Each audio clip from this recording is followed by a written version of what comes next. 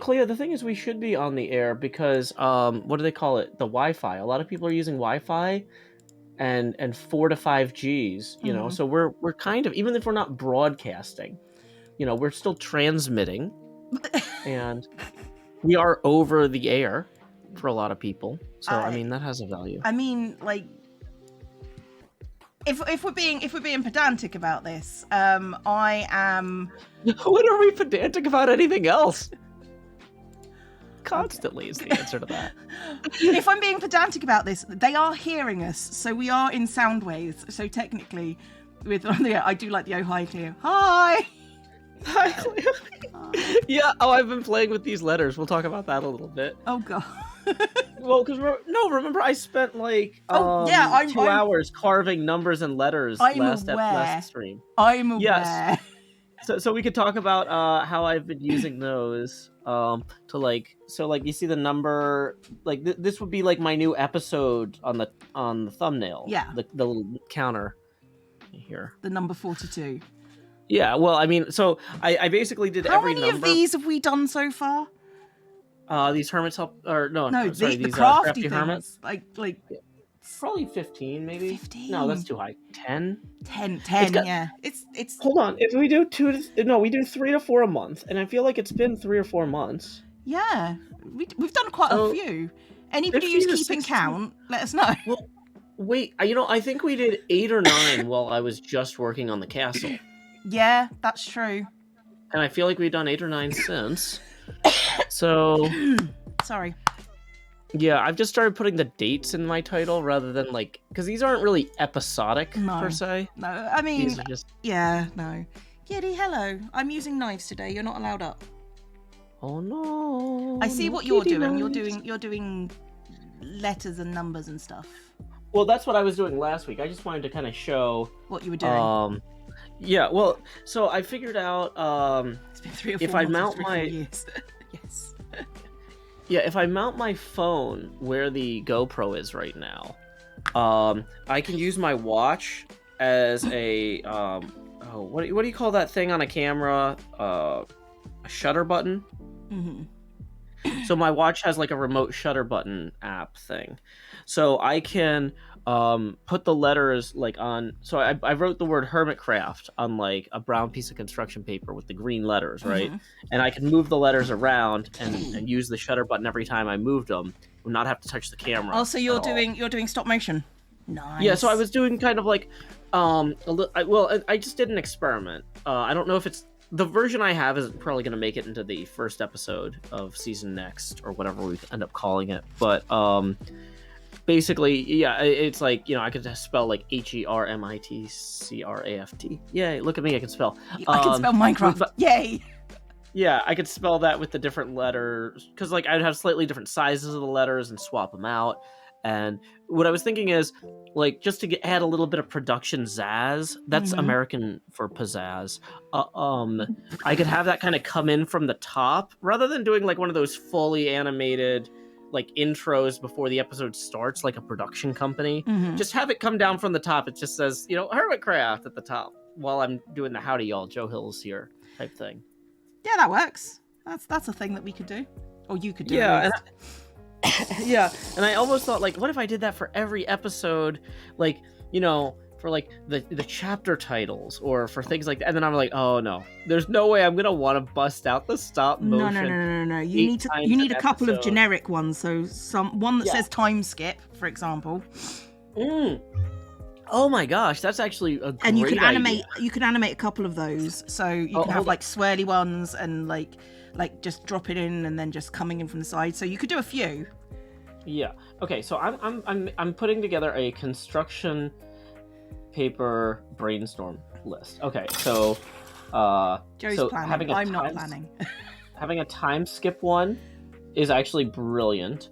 So intro, maybe a outro poetry transition, poetry / thank you. Right, so whilst Joe is thinking, because maybe you know how like Isuma has things that pop up with like his social media. Yeah, stuff? something like that. That would good. I could pop up stuff that like links to social media, but maybe I only do that for other people. Like, like if Jevin shows up in this, like I have something pop up. This is twitter.com/iJevin. Yeah, that would be nice. I mean, that's pleasant. Oh, people are telling me the wrong year is in the title. Well, okay, we don't write checks anymore. This is the new thing we're gonna get wrong. It is 2022. Is it? Oh, it is. It is. For our sins, it is 2022. Okay. This is the year where we become grown-ups, Joe. Cleo, I have been a grown-up for like... No, I think, like, I know that you guys don't have crippling debt over there and health insurance, We but don't like, have health insurance. We do have crippling debt. Just I have not gotten to live stop. like a child. Like basically, as soon as okay, so I graduated from college and I was managing debilitating digestive health issues, debt, and didn't have the child yet. But then, like, the debilitating health issues and the debt just carried right on through to the child. So like I don't feel like I'm pretending to grown up the way that it's trendy to say. Like, I feel like I'm doing it. Fair enough.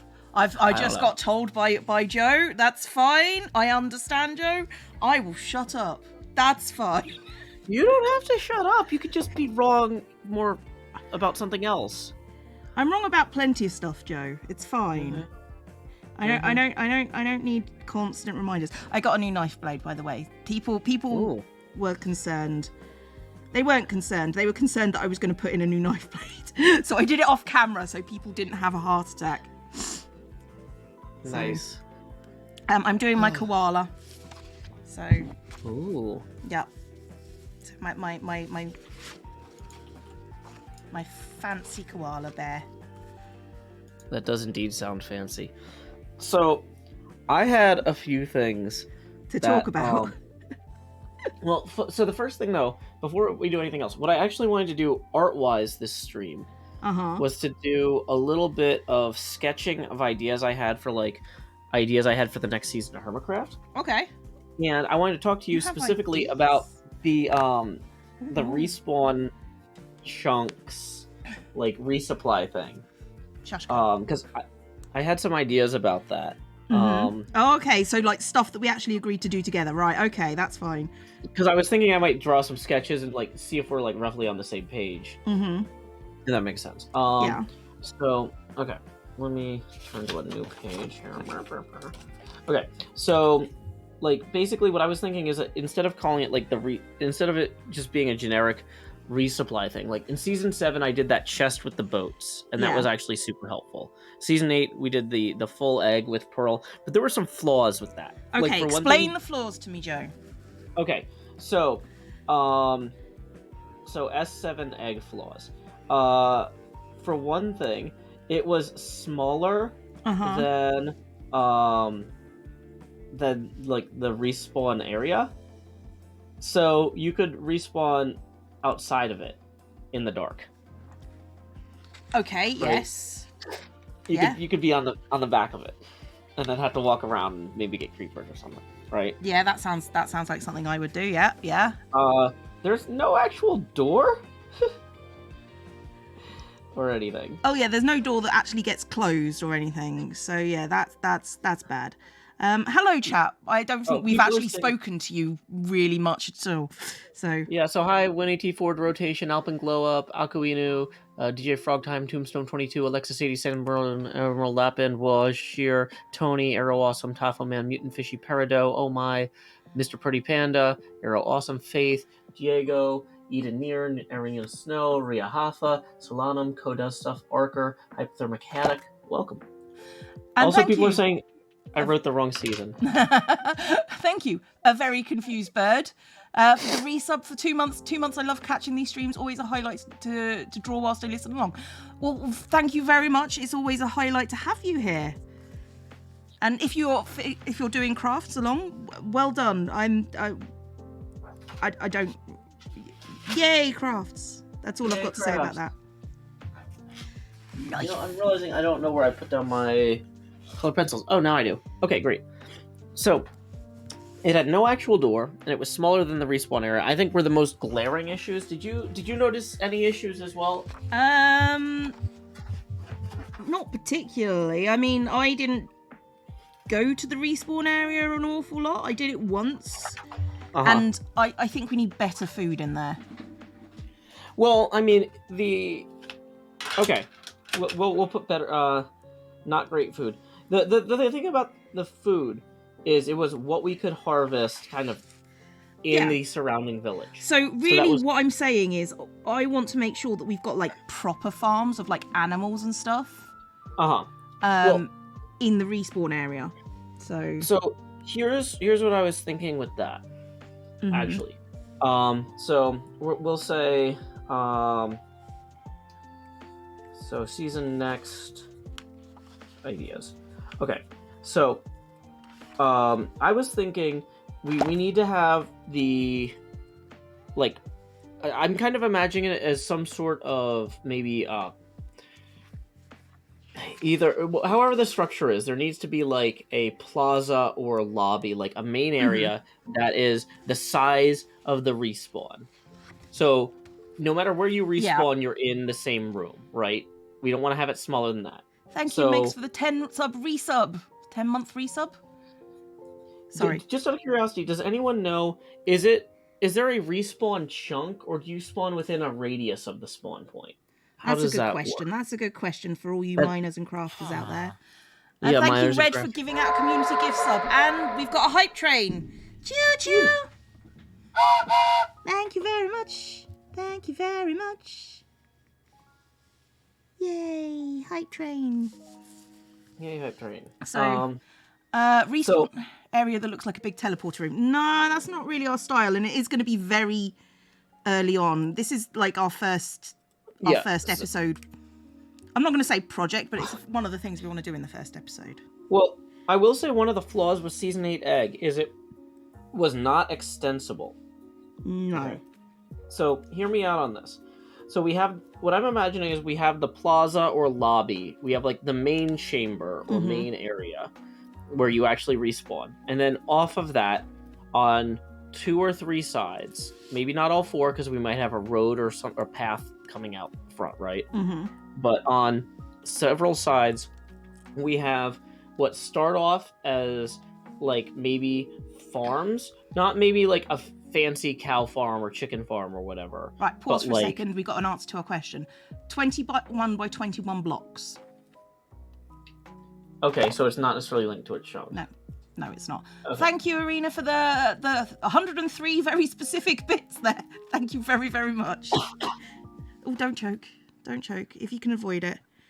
Tony says, Joe, you should talk to Pearl about this, as she might already have plans for it. Well, I asked all the other hermits, and nobody had any interest in working on this except Cleo. So... You see how that works? I don't think Pearl wanted to work on it. So the thing is, a lot of times people don't want to do the same thing multiple seasons in a row. But or at least especially new people, they want to do wildly different things. But like, I went back and I watched all of I went back and reviewed the first 10 episodes of every season. I didn't watch them fully, but like kind of skimmed and looked at them and stuff. I mean, you do this an awful lot. You're the respawn guy at this point. Well, and even in the early seasons, when we had like Starter Village and stuff, like I was usually helping with lighting and setting up stuff around these areas and things. And so like, it's one of those things like if nobody does it, or in the cases where things were like we let them slide, it ends up being a nightmare later. Like, and not later like in 5 days, but like it screws up people's initial recording time. Like, you have to do this. So yeah. It's basic server infrastructure for a recording SMP. Is kind of what pretty much, yeah. People dying is not. It's funny for the first few times, but after a while they get frustrated. Well, and it affects video quality. Yeah, and like dying is fine as long as they get back in the action. Right. Yeah. So, what I was imagining. So what I want is I want this thing, unlike the egg, to be extensible. right? With the idea being that we initially establish, like, we establish a big footprint Yeah. early. Yeah. And we initially might have on that footprint, as you said, animals or crops or whatever.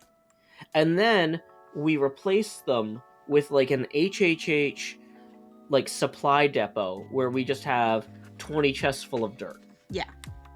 20 chests full of cobble. All of the basic stuff that people will have too much of early. Right? So we're not worried about that on day one. Day one, because there's no server food farms anywhere else. We literally like plant wheat and potatoes and carrots and stuff. Yeah, we plant those, also... and then we go out and get cows and chickens and stuff. Yeah, and so like episode 1 could be basically gathering crops to create an initial farm and create a seed bank and get the animals started, right? And so actually having one of the ideas... well, I am going to do some other stuff in my episode 1, but yes, that's yeah, no, I'm just trying to figure out, like, what do we need to do, like when to get this... we kind of know what the minimum viable product is for this, right? It needs to be lit and defended. Jesus Christ. Thank you, Canuck, for the 10 community gift subs. That's very much appreciated. My heart, I'd forgotten that yeah, no, that's fine. It's fine. Will we try and drown X again? I don't think I drowned X. I don't think I drowned X. I mean, that's something that we do on our off time rather than, during the first episode. That's just recreational. Yeah, it's recreational drowning. It's purely recreational. I just realized I left my pencil sharpener. Thank you, Macaulay, for the 5 community gift subs. It's very much appreciated, everyone. I'll wait until I need to get a drink or something anyway. Hey, Seabart rolling in. Tipping 50 says Joe Leo stream #Canuck. Seabart has a Canadian flag in their icon. Oh, that's probably Canuck 1987 who gave out community gift subs on my end as well. Ah, fantastic. There we go. Thank you very, very much. Thank you for supporting both of us. Okay, here's the abacus. Boom. So 20 gets you 1 face camera expansion, 40 gets you a second. The remaining 10 puts us halfway. Who needs a heart anyway? Nerds. Nerds don't need hearts. Okay. I mean, hearts are only mildly mandatory. Howdy, y'all. Grow Hills here. I think the camera needs to be adjusted.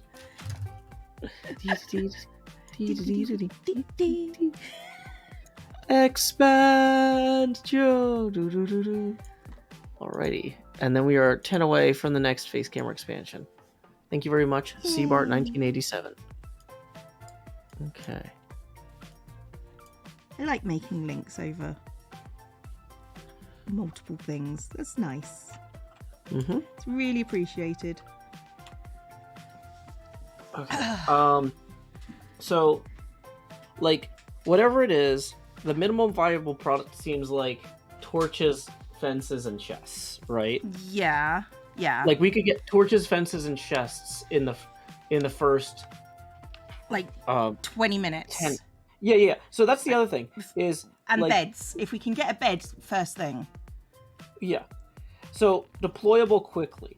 So like what I'm imagining is we figure out, like, even though the goal is by the end of episode 1 to have actual maybe walls or some roofs or things like that, we, as soon as the season launches, like, or at least I, depending on what, if you have something that you were planning on doing like minute 1, minute 2. Oh no, not minute 1, minute 2. I'm quite happy to like get resource. I might murder B-dubs a couple of times again. That was fun. So if you remember, people die a lot in the first 20 minutes the server's live. Yeah, that's when I was the cause of most of those. Yeah, that's why it's important to actually have the thing built, at least in like a minimum form, quickly. Yeah, right? Yeah, agreed.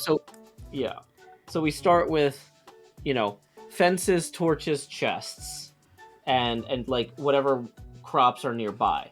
Once we have it kind of running, or once we have it at that point, then we can go say, okay, let's get obsidian for a portal. Let's go find sheep for a bed. Let's fill out the seed bank. Yeah.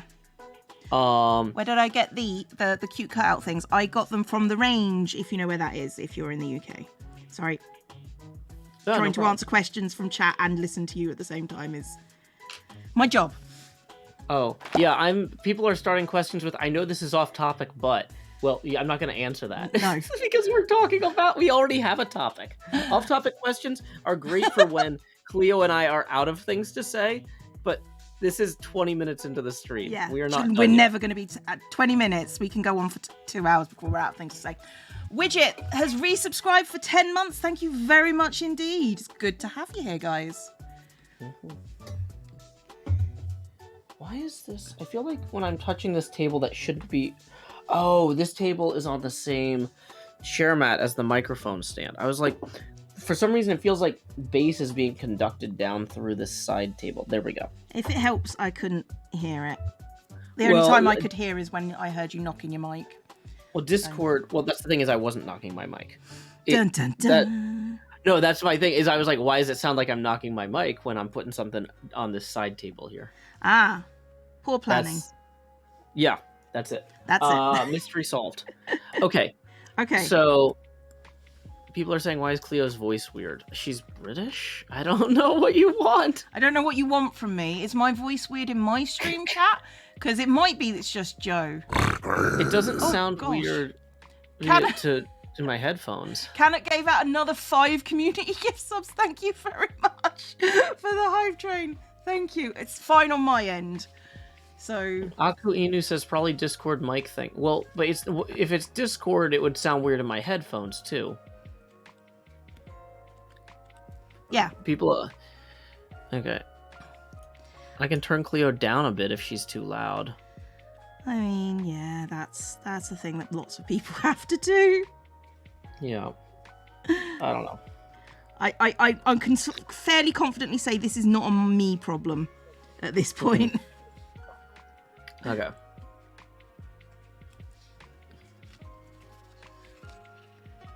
Cleo sounds compressed. Well, I don't know. I don't know. I'm pressed, but maybe not compressed. Yeah. Lies and deceit. Okay. Well, let's see. Right. So I guess like if we can agree on a rough kind of footprint, or shape or something. Well, like I find a cross usually works better, so we can have the initial 21 by 21 things encapsulated, and then have like farms on either end. So yeah. So here's the thing: is we could do a 21 by 21 square in the middle. Yeah. Thank you, Arca, for the 10 gift subs and giving me a heart attack. It's very much appreciated. Haven't cut myself yet. But like, you know, here's another option or opportunity. Is, you know, we're supposed to be, because like that was my initial thought too, was have it be a T rather than a cross though, so that way the plaza opens straight up into a street, right? So we have like a thoroughfare. I'm assuming that somebody's gonna do roads, although every time I ask, hey, who wants to organize roads, everyone's like, I don't want to do it, and I won't follow yours if you do it. And I'm like, well, and then you're gonna be complaining that there are no roads. Yeah, it's like, how come there's no line of sight on any of the builds in the shopping district? I tried. Yeah, this is on you guys every single time. Like, I was so frustrated. I'll be honest, I never complain about the lack of roads. I gave up on the shopping district in Season 7, because I was like, I'm going to try and do this roads thing on my own and see, like, maybe they will follow my lead. Nope. Fine. Okay. Thank you, Ophelia, for the biddies. It's very much appreciated. Okay. So, Geld Madoc says, have you considered running a season where you have to always have a respawn point centralized? I don't know what you mean. Like, the respawn point is where where the world spawn is. No, I think they meant that everybody has to have the same respawn point, which is ridiculous. Because some of us work on projects tens of thousands of blocks out. Yeah, that wouldn't work. That would not work. That would be a complete waste of our time. And recording time is valuable. When you have recording time, you need to be recording. Mm-hmm. So, no. Okay. So Joe seems like the person that always carried the group project and got pretty much, yeah. Yeah. I think that's fairly safe to say. Well, and it's funny because I actually don't care. I think I think school is stupid. I don't want to do this. I'm embarrassed to turn in nothing though. So the thing is, I would often put in a lot of work on intentionally the wrong thing. You let me carry your group project, and we are turning in something interesting. Let's put it like this. I was always the person that carried the group. So much so that at one point I just said, I'm not doing it. I'm not doing it. And I got in trouble with the teacher for not carrying the group because they expected better from me. I was livid. I was actually livid. So I really every time the more I think about school, like the more I just hate everything about our educational system too. Like I'm mad about everything today, Cleo. It's gotten better since the 80s in the 90s. The 90s and 80s were better than what went before. It's improving drastically all the time.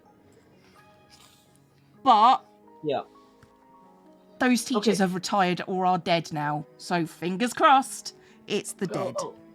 Can we? Oh my gosh, this is way off topic, and it's gonna stop me from getting to the actual art.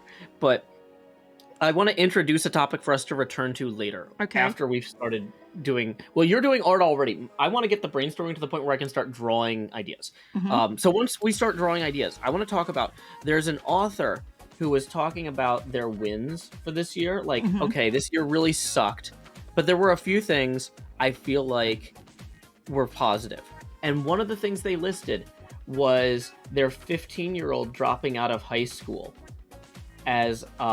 it was clearly the right decision for them. And I'm like, I can't imagine being so wealthy that I'm like, you know, I feel like high school was really bumming my kid out. I'm glad they don't have to go back.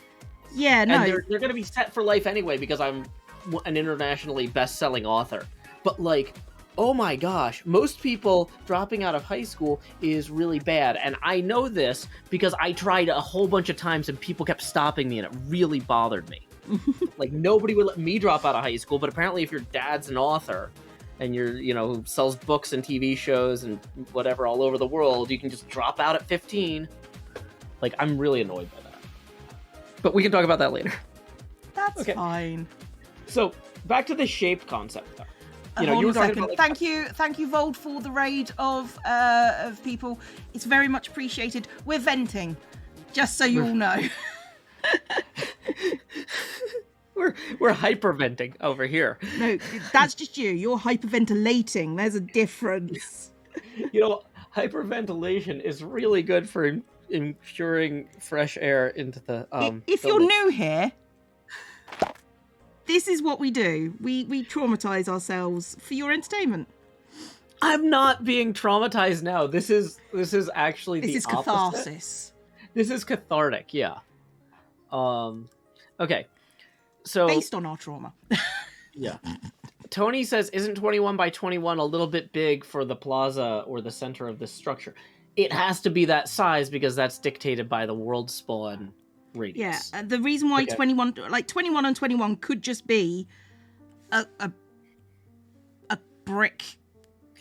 Oh, here's actually a fun thing, Cleo, is we might not actually know the server's respawn coordinates, so we might have to go bigger than that. Or, we get to do science. You can kill me 100 times and put blocks down where I respawn to figure out where the plaza is. Let's do it. That's what we're doing. That's how we're doing this. Yeah. Okay.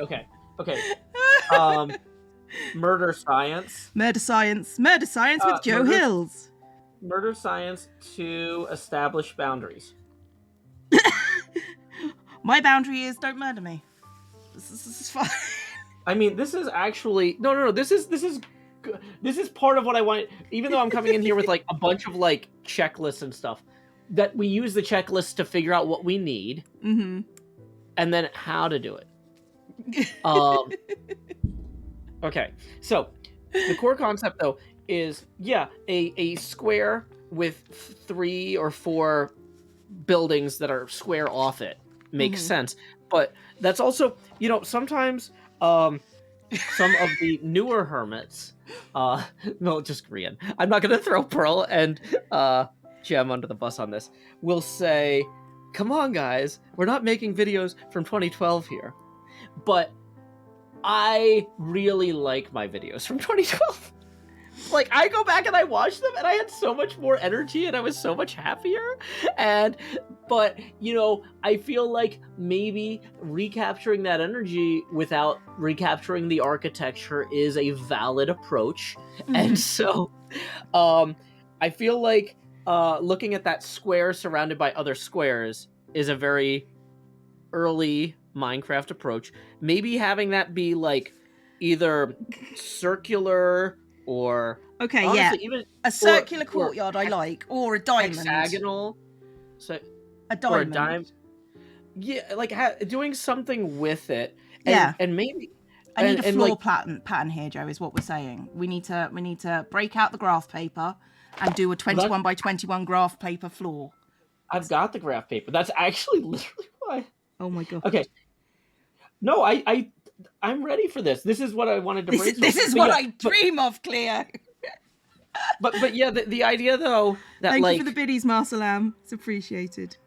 What if it's not even a geometric shape at all? What if it's like some sort of free-form garden, right? That it's a blob that is larger. It's a blob that the 21 by 21 fits in, and then we have silos with the materials or something. Like, could this be a respawn park? I like the idea of a respawn barn with like fields and stuff. Okay. So something barn, like that would work. Fields. So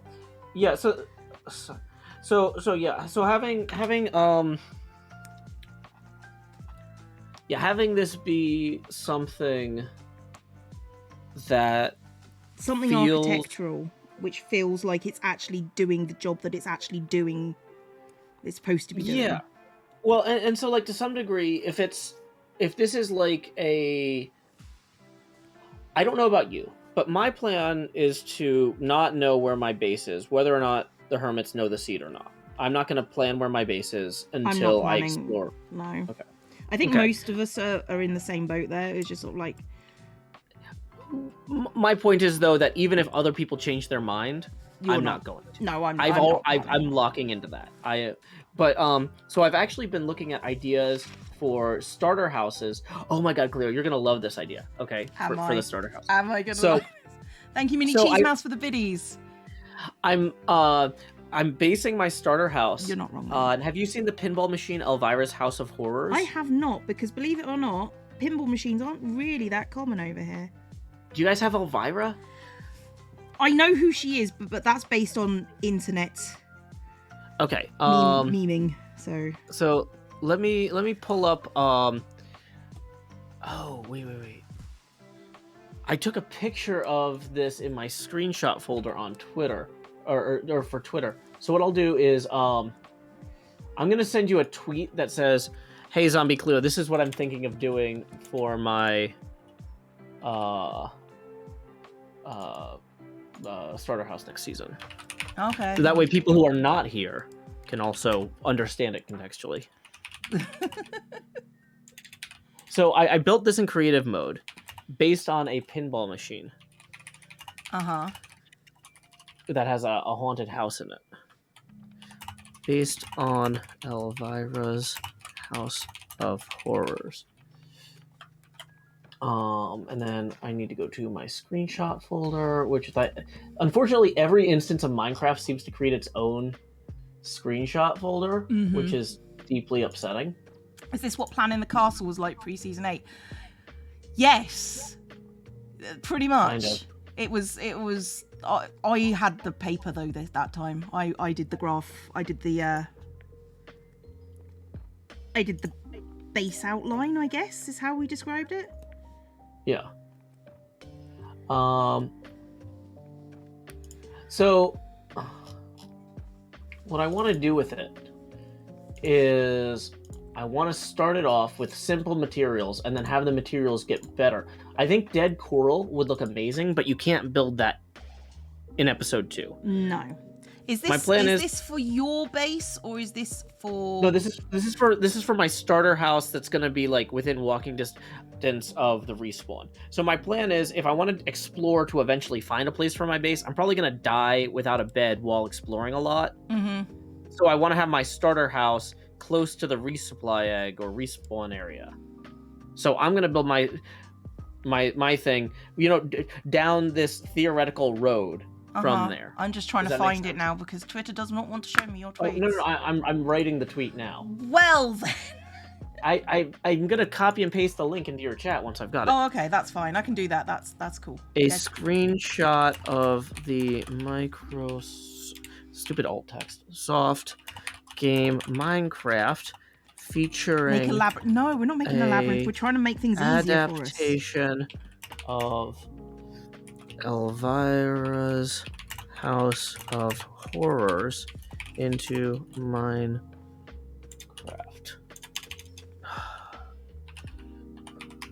Blocks. Okay. You can tell I'm concentrating. I've got my tongue stuck out whilst I'm doing this. That I can tell because I can totally see your tongue. It's where I do a tongue reveal on camera. Okay.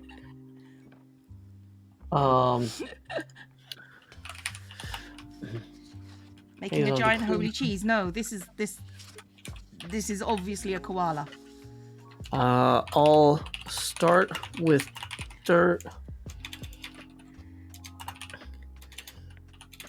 Then upgrade the materials as the season progresses. Eventually, the reason I picked this build in particular is because it would look fantastic with the mangrove wood that won't be out until like 6 to 10 months into the season. Let's make this absolutely clear. I know nothing about what's coming up. I Okay. barely know anything about 1.18.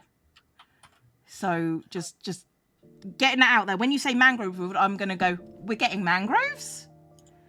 Yeah. I know that there are frogs coming. That's about the extent of it. Yeah, so there's this hyper sickly looking wood that would be perfect for a haunted house that comes from the mangrove trees. So I just posted the link in your chat as well as mine. Okay. Somebody suggested we could build a respawn labyrinth. That's pretty neat. I like that. Yeah, Yeah, I saw the feel like that's respawn not as labyrinth helpful. idea and I just went, no. Yeah, that's not as helpful. I don't like labyrinths anyway. Just like, It's not that I can't find my way through them. It's just I find them obnoxious. And Minecraft's obsession with labyrinths and mazes, it just does my head in. It's just like, okay, yeah, there's a reason why they don't get built anymore. Because they're obnoxious. Sorry if you like labyrinths and mazes and stuff. I do apologise, but this is a personal preference and a pet peeve. Yeah. So the thing I like about this this house architecture is it actually holds up regardless of material. So literally in my second episode, I'm gonna build the thing in dirt, and then I'll upgrade it. I'll upgrade it to wood maybe, in like an episode or 2 later. But it's gonna be just an elaborate dirt hut that's like a dirt haunted mansion. I mean thing. that works. That's And so fine. yeah, it'll look interesting. And that's what you want. and- You want something visually that people can't mock. Or at least Yeah, can mock, but can be improved on. Yeah, here's my incredibly lazy dirt house. You see, No, I need to tell you that off straight. I'll tell you what my theme is off camera, because I was going to show you my new skins, and I forgot. Oh, yeah, I still need to go in and make all those Darren Nichols skins. Yeah. I also I also need to do some more animation before the start of the season so I can get my story straight. Mm-hmm. Because that's where my story's going. So. Gotcha. Zembrace the Storm. I did that because you had an X in front of your name. Ha. Has raided. Welcome to the stream. We are here. I'm talking to Joe about Hermitcraft and doing papercraft stuff because it's fun. Yay! Yay! Yay! Welcome. I hope you had a nice stream.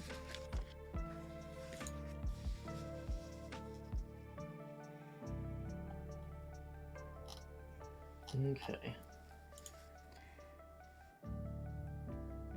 But yeah, I've got this this green glass flat world I'm using for like all my brainstorming stuff for the next season. Mm-hmm. And it's actually, I've never done that before. I know a lot of the hermits since season 1 had like a creative world where they'd go test redstone and stuff. I've never had a creative world.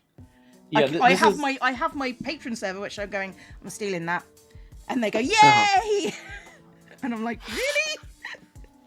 Okay. Yeah. But yeah, no, I've never had a creative world. Maybe that's my problem. Maybe I should start planning instead of just doing.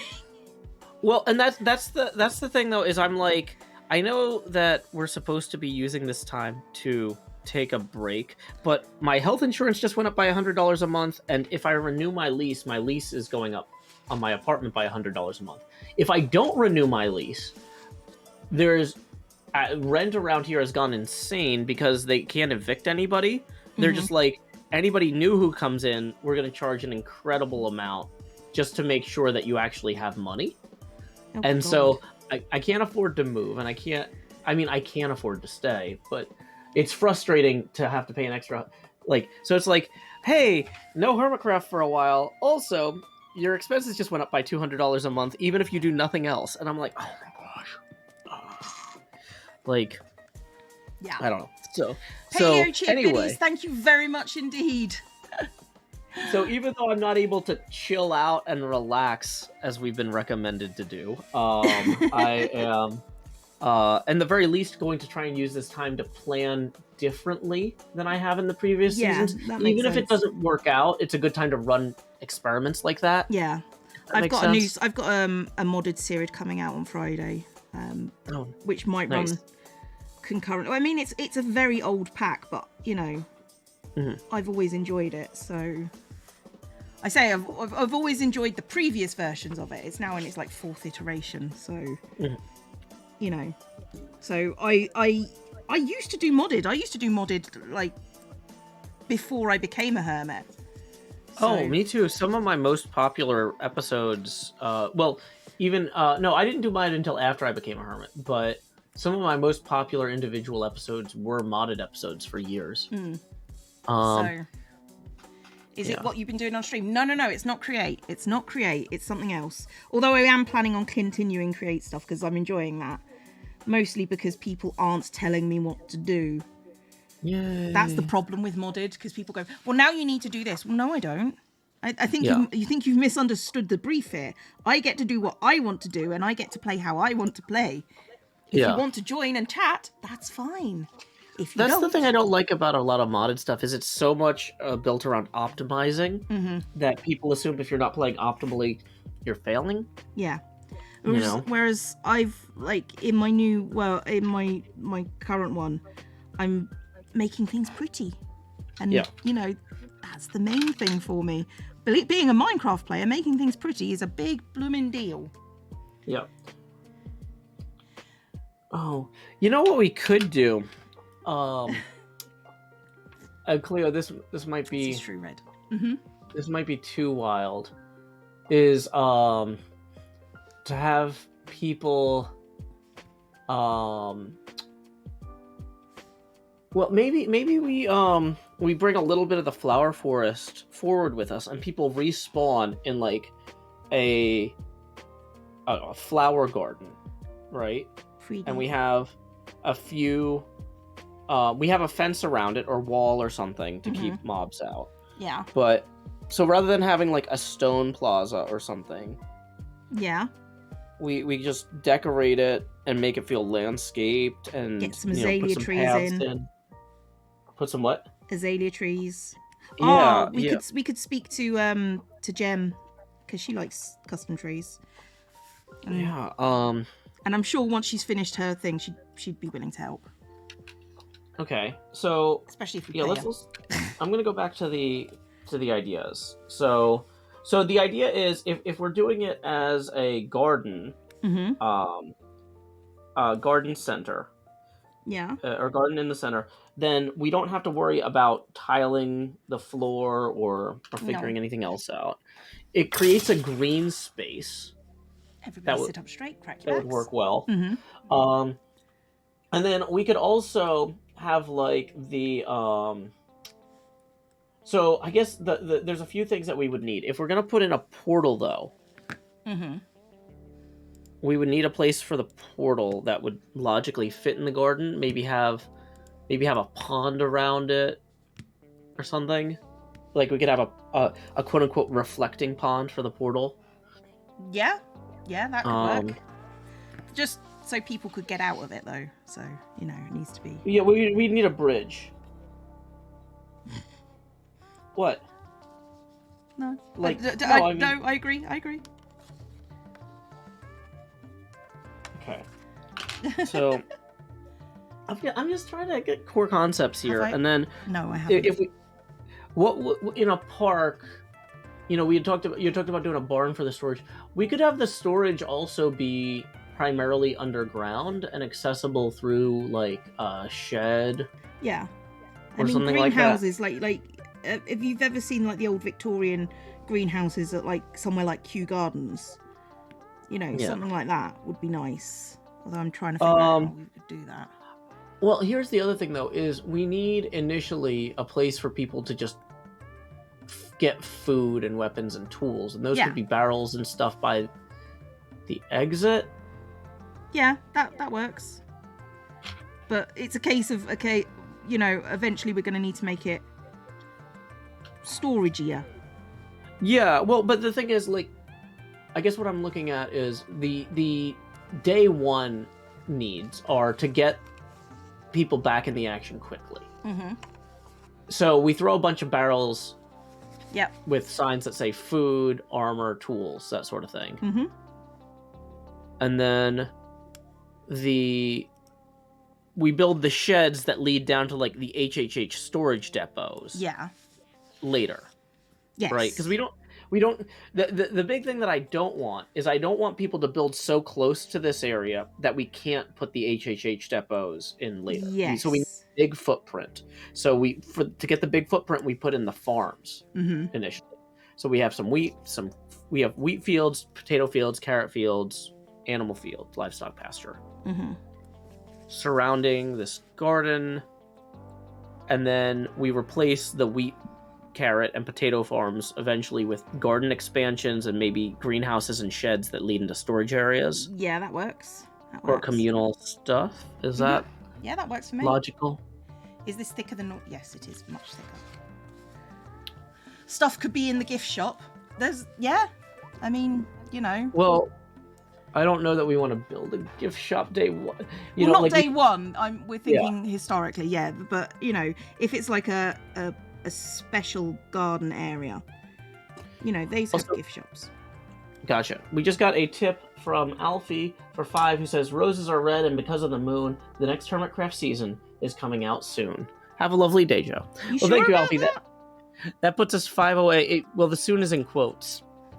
Tips are welcome via paypal.me/Joe Hills. Yeah, I didn't do the air quotes. Sorry, because I was moving the abacus beads. Soon. 2 gnomes of cyclopean scale flank ancient portal still covered in slime and debris of the silent deep. Yeah, no, that's probably a personal build rather than everything like that. Thank you, Sacred, for subscribing. If you look to your left and to your right, you'll see there are no exits. I'm very sorry about that. But you're stuck here now. Yep. Okay.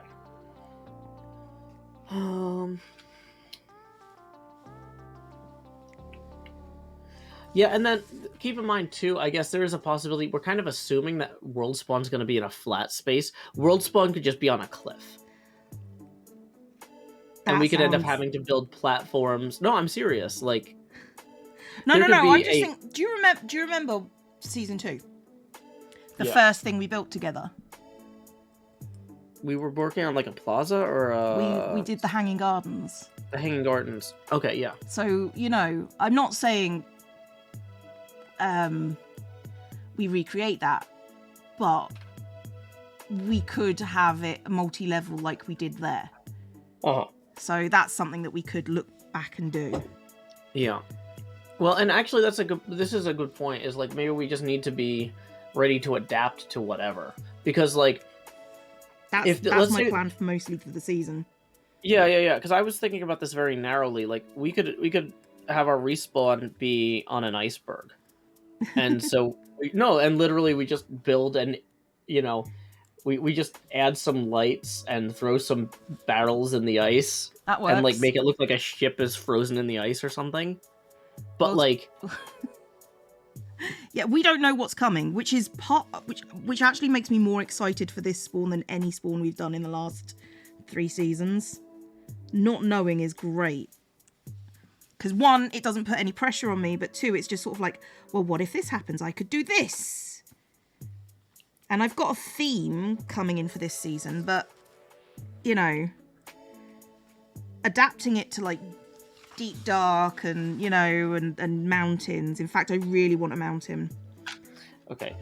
Yeah, so let's see here. A mountain would be really cool. I meant for me personally a mountain, but yes, it would be really cool if we started on a mountain. Because mostly I'd like to see everybody just trying to get down. So somebody's complaining that I blocked them on Twitter. Here is my mute and block count on Twitter. I don't know if this is showing up. I have 13,068 people blocked. Yeah. And so they're like, I don't know why you have me blocked. I don't either. But it's a case of Joe is very much of, if you annoy me on somewhere, you're blocked. Well, and it happens. Yeah, basically, if you responded obnoxiously to anybody I follow, I block you. If you promote a tweet, I block you. I would say probably about 11,000 of those are individually blocked advertisers. Because I probably block 20 to 30 advertisers on Twitter a day. Every time an ad shows up, I immediately click block without looking at it. But yeah, like one thing I've noticed though is that if somebody says something obnoxious to one of my friends' tweets, and then I make a tweet later, they're way more likely to show up again and say something obnoxious to my tweet. And I don't care if somebody replies negatively to me individually, but like it's when I tweet at something like at Jevin or at Cleo or at Cub, and somebody jumps in with something obnoxious, I'm like, now you're spamming Cleo or Cub or Jevin. You're making me a party to your obnoxiousness. So I don't know what you did, and I don't care. And I would have had no idea that you were blocked on Twitter if you didn't mention it here. So I probably wouldn't mention it here, just as general advice. Because like now I'm like, should I block you on YouTube too? I don't know, maybe. But I don't know. My advice is, if you're blocked, just go and move on, because when you get enough people following you on like YouTube or Twitter, it's a case of mental self-preservation. You might not have meant to say anything, but sometimes it's a case of, I'm going to need to make a judgment call, and that judgment call is, I don't need it. And yeah, I don't have time to make informed decisions with Twitter blocking. I'm just like, I gotta get through the day. If something is taking up space in my feed I don't want to see, like if you got retweeted by somebody and I'm like, okay, I can either unfollow this person or block the annoying things they retweet. I sometimes will just block annoying things people retweet. Like, so I don't know. Okay. So, yeah. Just it's probably not personal. Let's leave it at that. If it was personal, I would know your name.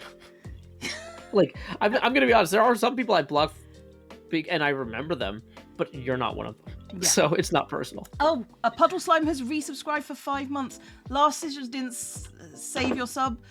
Happy 5 months if you two enjoy Harry Potter. Ooh, no, we're not promoting Harry Potter here, but I appreciate you still. Okay. So I need to figure out. Okay, so different scenarios we could have. We could have cliff.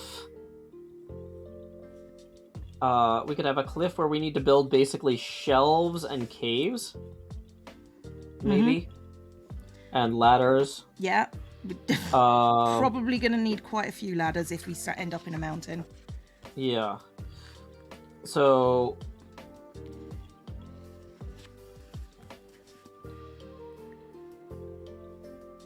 At that point, we would probably want to add like a water feature at the bottom, so people can just drop off as well too, if they're like going down to the ground.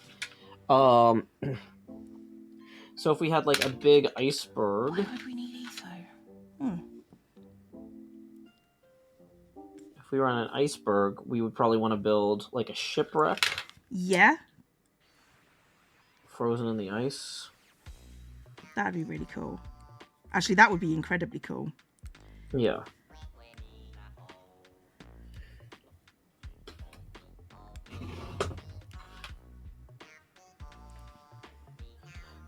And honestly, in a lot of ways, if we have an ocean spawn like that, that's where it becomes super important to have the respawn, so you can have boats.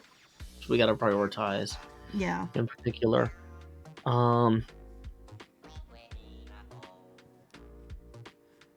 Yeah. I mean, it's a case of getting people to where they need to go, so... Yeah, could vines stand in for ladders? Yeah, if we have lines, that's great. But like to harvest vines, you need iron, and so you got to keep in mind we're trying to figure out what's the maximum impact we can have in the first hour of the server, right? And a lot of that is just food, tools, murder supplies, boats. Yeah. Okay. Murder supplies is always good. So I'll brainstorm maybe on my. So I'm actually doing brainstorming streams where I'm like in the creative world, trying things out. Just with the idea being that like, honestly, like people on my stream are used to having stuff kind of spoiled for them anyway because they're seeing the episode being filmed before it's filmed, right? Right. And so me experimenting with stuff like that on stream, especially because what's not going to be in there is the actual interactions with other hermits, right? I want to be able to have my episodes focus more on interactions with other people, so solving a bunch of architecture and geometry problems now lets me kind of front load that that cognitive overhead, right? So that then I have more brain capacity for social stuff in the episodes. The social stuff is a big part of the first episode. Yeah. Well, but the thing is, though, the reason people like the first episode is the social stuff. The question is, how do we keep the social stuff going through the second episode, and the third episode, and the fourth episode? And I think, like, when I look at my first, second, third, fourth episodes, a lot of them are, like, they start off very social, and then it jumps over to me going like, okay, now I gotta figure out how to build this house. Let's move this roof this way. Let's move this way. And I spend all my time like revising and reworking my house or something and not talking to anybody else.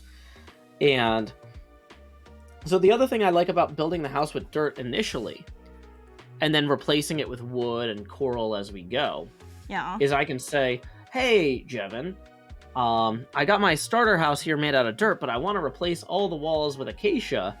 Do you mind helping me replace these walls? Or I want to put glass windows in where the fences are. And so, like, I can be hanging out and talking to them about what are you doing this season so far, you know, while we swap things out and have more of a social thing. Does that make sense? Yeah. Oh, another thing that I noticed is there are certain things that like tend to be early season activities, like nether portal linking and mining, right? And maybe we should try and like maybe buddy up or group up for that sort of thing. Like, um, like maybe somebody should build a community mine.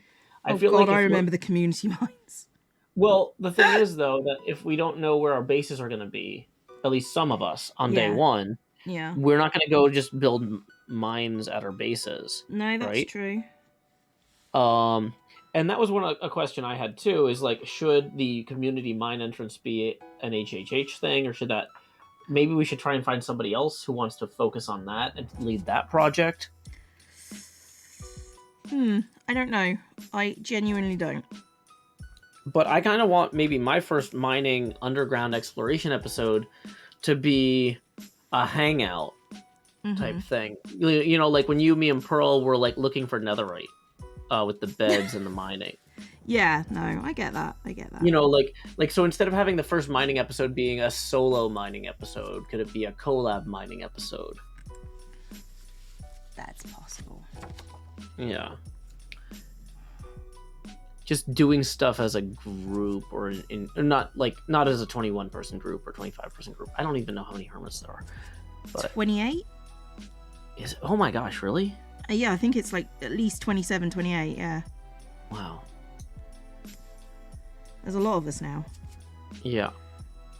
Aviva Kitty says it's 26. Mahi Zero agrees. So. Well, there you go then. I was wrong. Dre Sencho says mining is very different now. That's the other thing is I don't know the optimal mining patterns. No. Alyssa says Impulse noticed it's easier to explore buried treasure than it is to mine for diamonds in 118. Oh, that's interesting. I mean, to be fair, most of what I want to start out doing is exploring like the world. You know, I want to be making maps instead of mining. Mm-hmm. So, you know. Yeah, I was curious. Like, okay, because I was thinking about possibly an HHH thing for like as we replace the farms. Mm-hmm. You know, one of them would be the big supply depot with the gravel and the coal, or not coal, gravel, stone, cobble, dirt, that sort of thing. Yeah. But another possibility was a big map room. Yeah. It's always nice to do.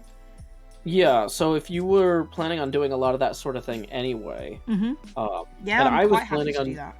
doing some mapping, so we can, you know, put down some signs too, you know, and I think that'll help kind of build some hype if like where the farms are.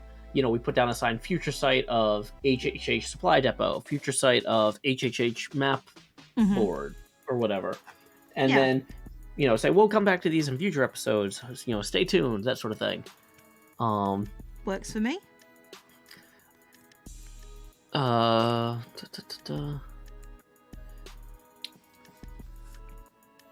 Napeta Legion says, would it make more sense to have automatic community farms than the spawn chunks?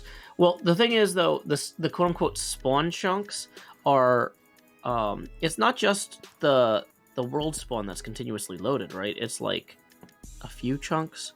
Also, if people want to build that stuff up in the sky or deep underground or wherever, they're welcome to do that. But one thing we ran into was when we had, it was better to have farms that we could turn off by unloading the chunks than to constantly tax the server by having the chunks at world spawn. Mm-hmm.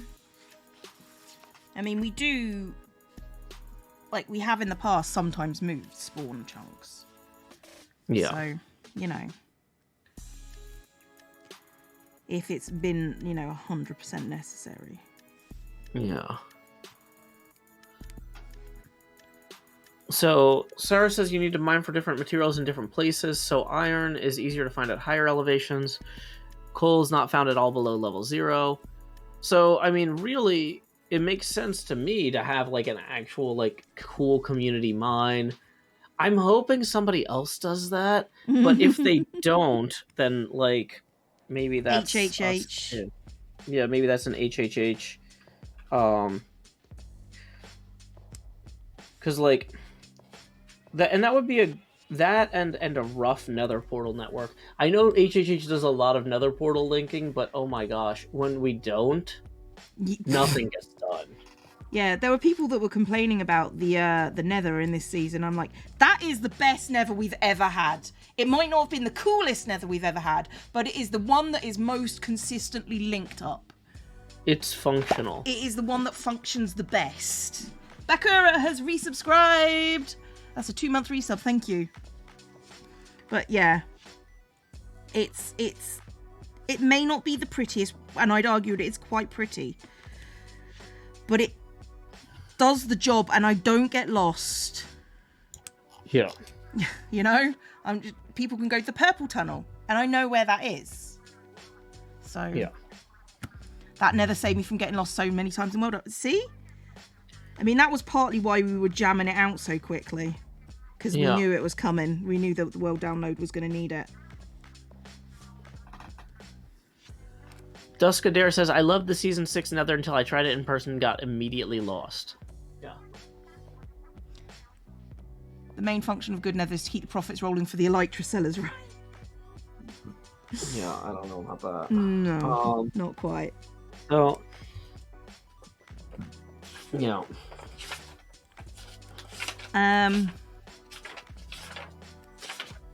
It's not epic, but really practical. I mean, that's the thing. Even in the big epic, what season was it when we had like the world map on the floor?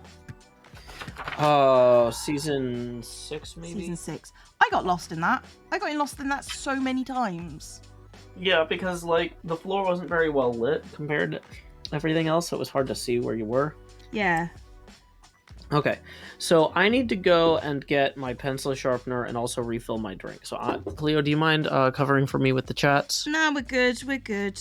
You go. Okay, I'm going to put my hydration break thing up. Once I get the actual pencil sharpener, I can really start drawing. But be right back, guys.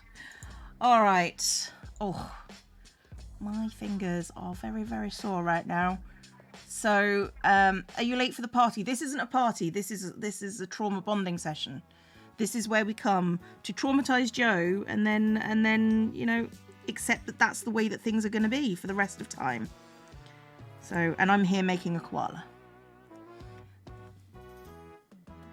The nether link up, all hermits could elect a chosen block. That's the thing. A lot of the hermits, I mean, no one likes doing the nether. No one, that is a job that when you say, who wants to do the nether this year? No one goes, me. And then they go, ah. So I think we're actually kind of over the nether as a concept. So, yeah. Used to use these X-Actos. This is a scalpel. It's not an X-Acto knife. This is surgical scalpel is what this is. So, I don't know if X-Acto knife is just like a vacuum cleaner. Like that's the brand. It's entirely possible.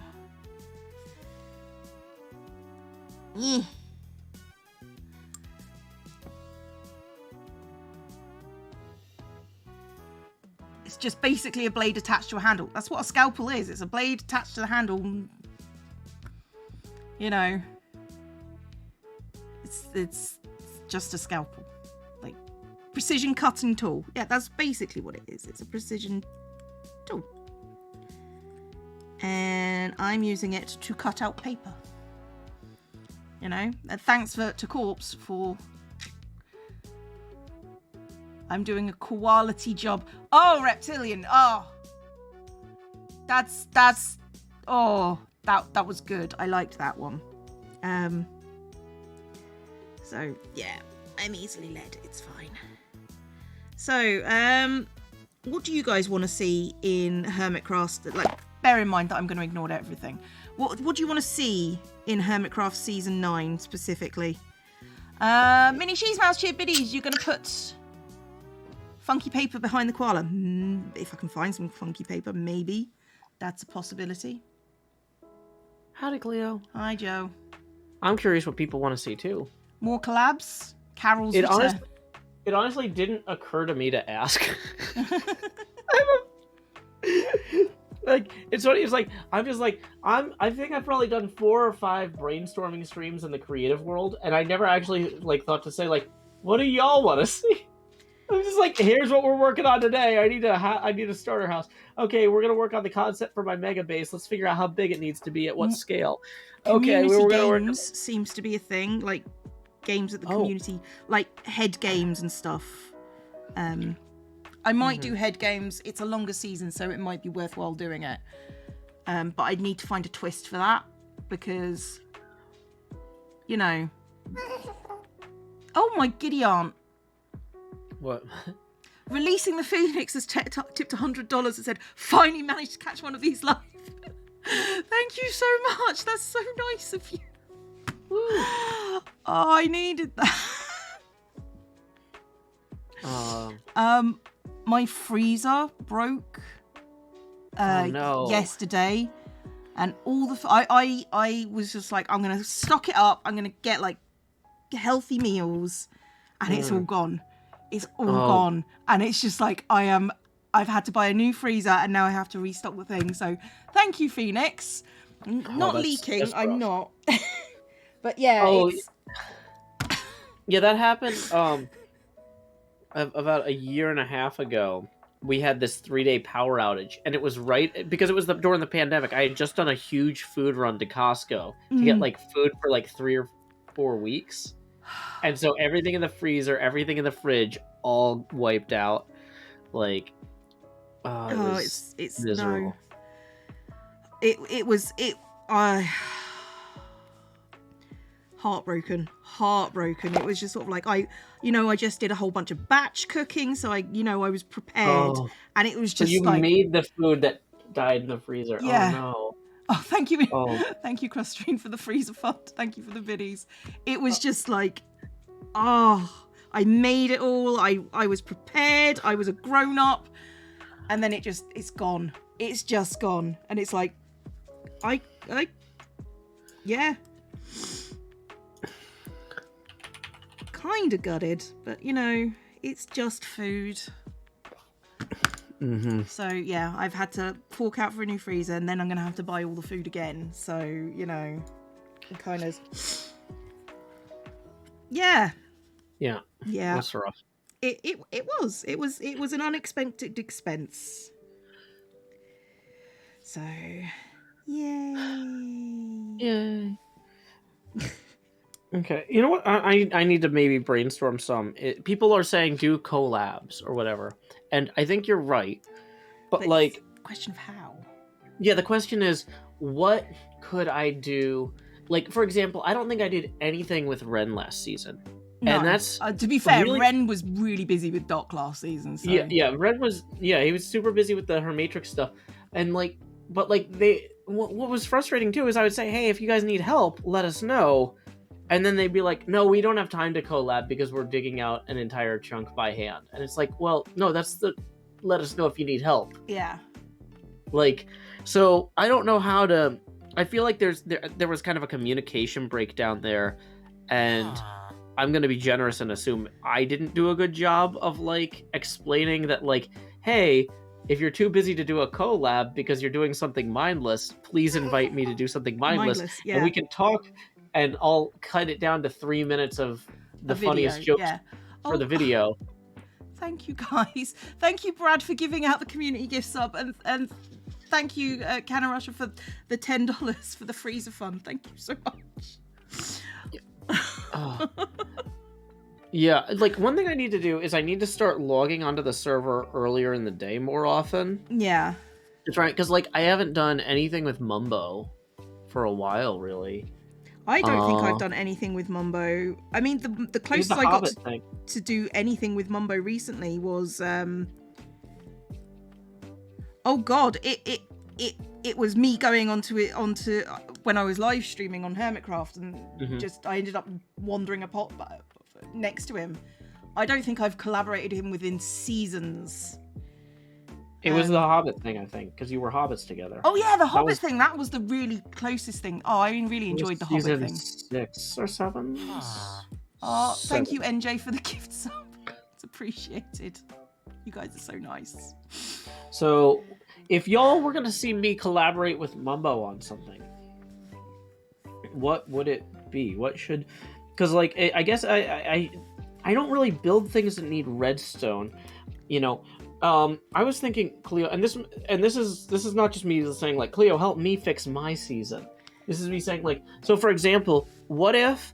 So let's say that we did have the underground HHH depot. Mm-hmm. What if on the surface we had a like place where you could put shulkers above hoppers or something? Yeah. And we had like a sorting system. Yeah, that could work. Oh, I'm also thinking we could make a competition about resource gathering, or like who donated the most to the HHH fund, and we'd have to figure out some way of getting that. Yeah, that's the big thing is I haven't figured out. Now people do like your what do you call those? Your armor stand diorama type stuff. They do. You know? And so like we could offer that as a prize, but that's you doing work and not necessarily like I mean, you could have me come on as an apprentice. The thing is, I give out vouchers for those and nobody cashes them in. Really? I thought they did sometimes. No. All the work that I get is paid for. You know? Oh, nobody actually uses the vouchers. Yeah, nobody ever uses the vouchers. Oh my goodness. Cosima has tipped $40 for the freezer fund and Arena has tipped a pie for the freezer fund. I'll get a pie with that, Arena. I promise. Thanks, guys. It's very much appreciated. Oh gosh. Okay, Sick Little Puppet has done a 1,100 biddies for the freezer fund. Oh my goodness. You're going to pay for an entire new freezer at this rate. It's okay. We're okay. Good. Cleo needs an entire new freezer. Cleo's already ordered an entire new freezer, but thank you for paying me back. It's very much appreciated. Freezer 2! The freezening. So, yeah. Yeah. So, like, I guess there's some question of, like... Just Joe wants to build 1 million arm stands again. He never finished. I mean, I got like 2/3. That was a lot of armor stands. It was a lot of armor stands. I didn't use them And all. you weren't actually using them either. No, well, I was. It's just, like, armor stands... No, but you weren't using all of them. No, it's really difficult to use 1 million armor stands, but I wanted them. If I could have had them, I would have wanted them.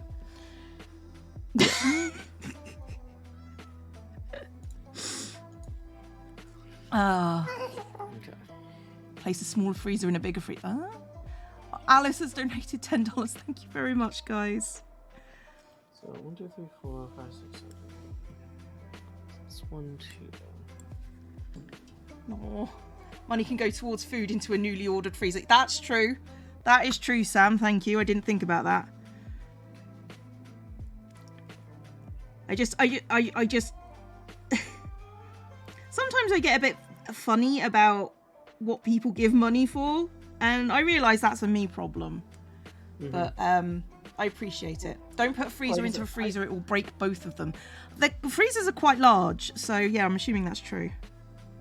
I used to have more of a problem with that before I became a single parent, and now I'm like, oh god, I need all the help I can get, please. Like, I can't afford to have pride because then my child won't eat. I don't know. It's one of those things, and I really appreciate it. I like everybody who gifts us things. That's it's outstanding. It's just amazing, and we really do appreciate it. However, sometimes I just go, ooh, I hope you guys are making sure that you're okay first. Please do that first. NX Supert has cheered 1,000 biddies for the freezer fund. Thank you. Make sure you guys are okay first, okay? That's all I'm asking. That's all I want. I want you guys to be all right. But thank you, and I do appreciate everything that you give. Oh, you're so nice. I'd watch a Cleo charity stream where Ladono Freshroad gets an armor stand statue. The problem with that is getting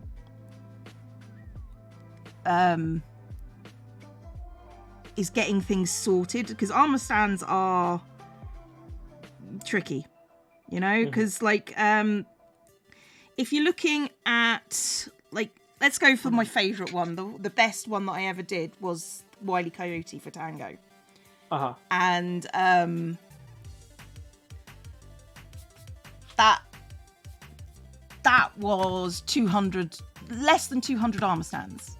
Mm-hmm. You know, so they, like, when you're saying the top donator gets an armor stand, I don't know how that would even work for a charity stream. I mean, I really want to do a charity stream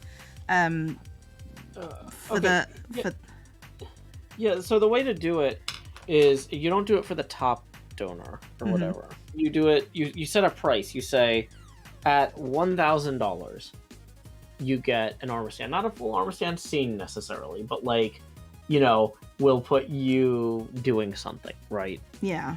I mean, that I wouldn't count as you know, I see where you're going with that, but you know. But did you see like how Cub and I handled the Love Tropics thing where it's I like... didn't get a chance to, I'm sorry. Okay. So the idea was $5, which is like an amount. We might have one amount that like was approachable regardless of people's income level, right? So $5, you get a bamboo sapling and a sign, right? Yeah. $25, you get a basic oak tree and a sign. $50, you get a oak tree, a sign, and like some glowberries and what's that pink flower on it? You know, the big pink spore blossom. Spore blossom, yeah. Yeah. And so to actually get like custom tree, it was like $500. Right? Yeah. So that way we wouldn't be just making, and we raised $14,000 I think in 2 hours. That's outstanding. That's really good. It is. This community is ludicrously generous. So like it's incredibly like overwhelming in a lot of ways. But when you're doing charity tiers and stuff like that, you have to make sure that you don't actually ruin the stream by getting mechanically overwhelmed as well as emotionally overwhelmed. It's fine to get emotionally overwhelmed as long as you can keep up the pace. But like when we would have we got to a point where we were 37 minutes behind on donations. Jesus like Christ. That's a lot. we were putting in a sign on a bamboo for somebody that donated 37 minutes earlier. So seriously, if you can afford to pop in and help for even just like the first hour or first 30 minutes of one of those streams, we would love to have you, because like the last 2 years it's just been me and Cub, and it's a lot. But yeah, if you were gonna make an elaborate armor stand scene like the Wile E. Coyote thing, well, that's an entire that's 5 hours of work. Yeah, basically, like, to get a 5-minute custom tree. Honestly, the custom trees and the custom fish the year before we did like a coral reef thing, we tried to time those so those were 3 to 5 minutes, and those were the $500, $1,000 items. You know what I mean? Yeah. So, what could you do with an armor stand in 5, or what could you do with armor stands in 3 to 5 minutes? In 3 to 5 minutes, I could. I mean, if I wanted to do a battle, you could be a person in the battle. If I'd got, like. Oh, that'd be cool. So you build this crazy battle scene, and you're adding additional people, like a fracas, a melee, a brawl. And Smash Brothers Fracas hasn't come out yet, has it? No. Okay. I mean, like at $5, it would be kind of like you get something named after you. You're a person doing a thing, which is easy to do. Like maybe somebody in the battle line just waiting. Yeah. I'd need a lot of heads for that. Oh, I've got a great idea for my shop. Hang on. I'm just gonna actually type it to you before I forget in Discord, because these guys you can't know. Give me a second. So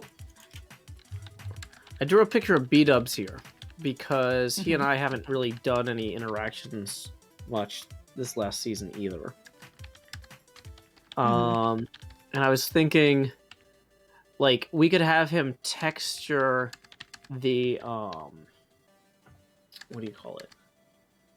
Have him texture the haunted house. So I do it initially in dirt, and then I bring him by and say, "Hey, B-Dubs, I created this house out of locally sourced dirt, but with the locally available block palette, what would you recommend we texture it with wood-wise?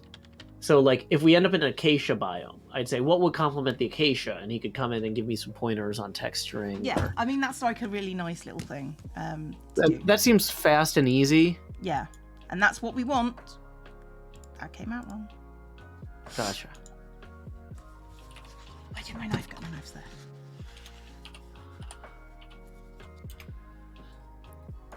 So, Cleo, just to clarify, when you say you're going to be doing that, are you drawing those yourself? Are you doing the pixel art yourself, or are you commissioning them? I do it myself. Awesome. Or I would get. I do have a friend that does it, who's already said that I can use theirs. Well, the issue with that is, you would need to get permission for it to be featured in everyone's videos. I already pretty much have that. Like, so. No, but like written permission for us to produce if required. Yeah, okay, fair enough. But mostly I was going to do it myself. Yeah. Because I can do the pixel art. Yeah. And then it's just, the murder. Yeah. Hey, Leaf Fire Green, we're doing some brainstorming for the next season and drawing. But like, in the same way that you probably get tired of constantly being asked, hey, can you come do a diorama for me or whatever? No one's asked, except for XB. Okay. That XB diorama is ludicrously good. Is it the diorama or the giant worm? The giant worm is amazing. The giant worm is the highlight of that, and I didn't do any of that. That's all XB. Yeah. I've been trying to think of shop ideas. The mech suit. I enjoyed the mech suit. The mech suit was fun. Because, now that I've got copper rods, that's a whole thing I can do. I'm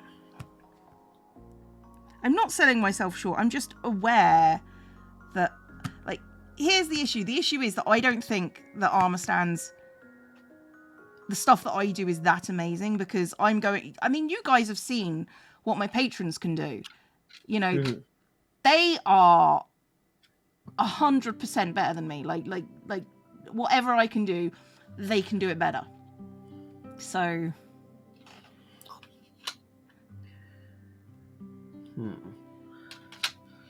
So, it's okay. It's not me selling myself short. It's me being realistic about what the capabilities of the book is. Yeah. So, I'm glad people like it, and I'm sorry that I can't be as good as the best people in the world at something. That's okay, Cleo. We believe in you anyway. Yay. No. Not the best, but adequate. Yeah. You know who I haven't done anything with was False this season. I don't think I've done anything with False for season. I mean, my job meant I was very alone for a while. So, when I say I haven't done it in seasons, it's not that I don't want to. It's just that, Yeah. The mech was my favourite. Corvallis and XP were just little boys giggling in delight over it. I didn't actually see that. I didn't see that bit. I did go check through videos, but I didn't... Here's the thing. I didn't have time to go through everyone's video in minute detail to see the reaction of it, which is sad because XB has been really good about my skills, and he's just like, I want this, do it however you like, and I'm like, all right then. So that's how it works. I really like it when people give me reference images that they want, because I can recreate from a reference, but it's just it's way easier. Do what you like. Okay, I'll try. XB is lovely. XB is so sweet.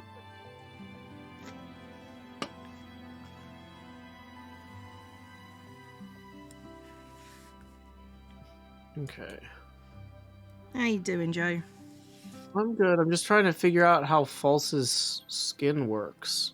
Because I was gonna draw the So she's got the overlay with the goggles. It's not something you want to say to anybody, like, false. So, how does your skin work?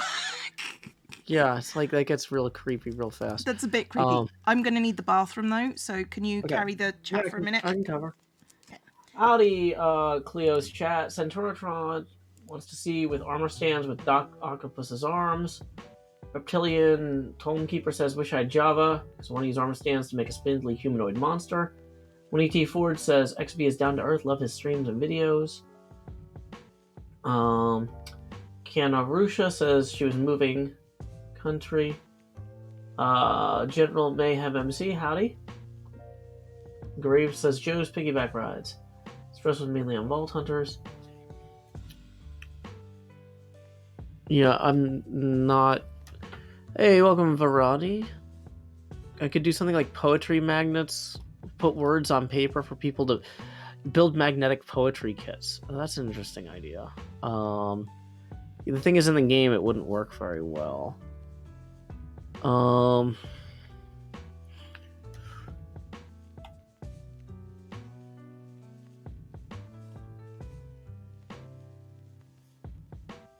Just do the goggles first and carry on from there, says Vicky Hamlin. Yeah, that's probably what I need to do. So, it looks like for false, you would have like a gray plus that's open in the middle with white, or lighter gray even. And then you're gonna have yellow hair. What sorts of collabs? So this is kind of one of those things like, y'all get to watch other Hermits episodes more than I do because I'm busy making Hermitcraft episodes. What sort of collabs does False seem to shine in? What sort of collabs do you like seeing False in? And does she seem to have fun with? Because, like, I feel like if I go bother people and say, hey, what do you have fun doing? That's putting a burden on them. Whereas I'd rather come to them and say, hey, I thought you might enjoy doing this on my channel. Here's my suggestion, you know? Or you might enjoy doing a collab where we do this together, right? 1, 2, 3, 4, 5, 6, 7, 8. And then this would be 3, 4, 5, 6, 7, 8 down here.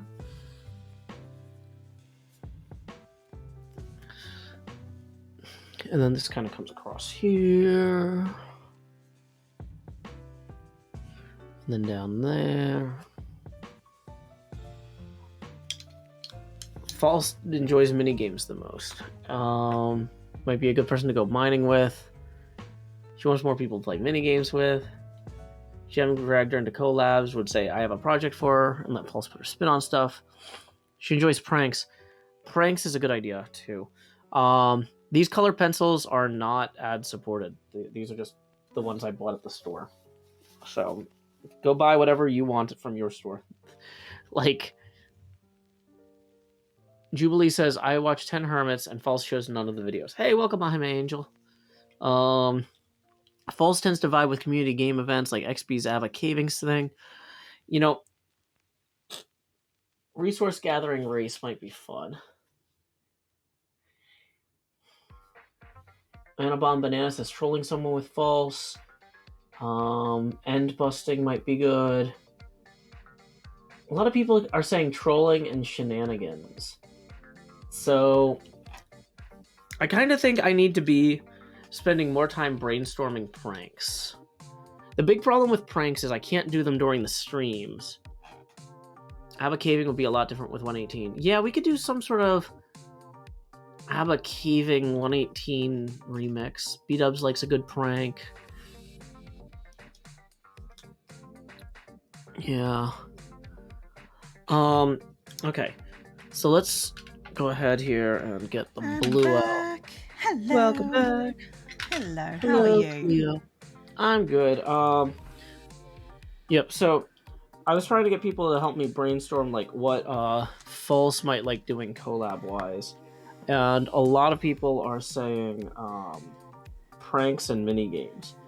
And I was playing Tarjay the other day, and there's some good stuff in there.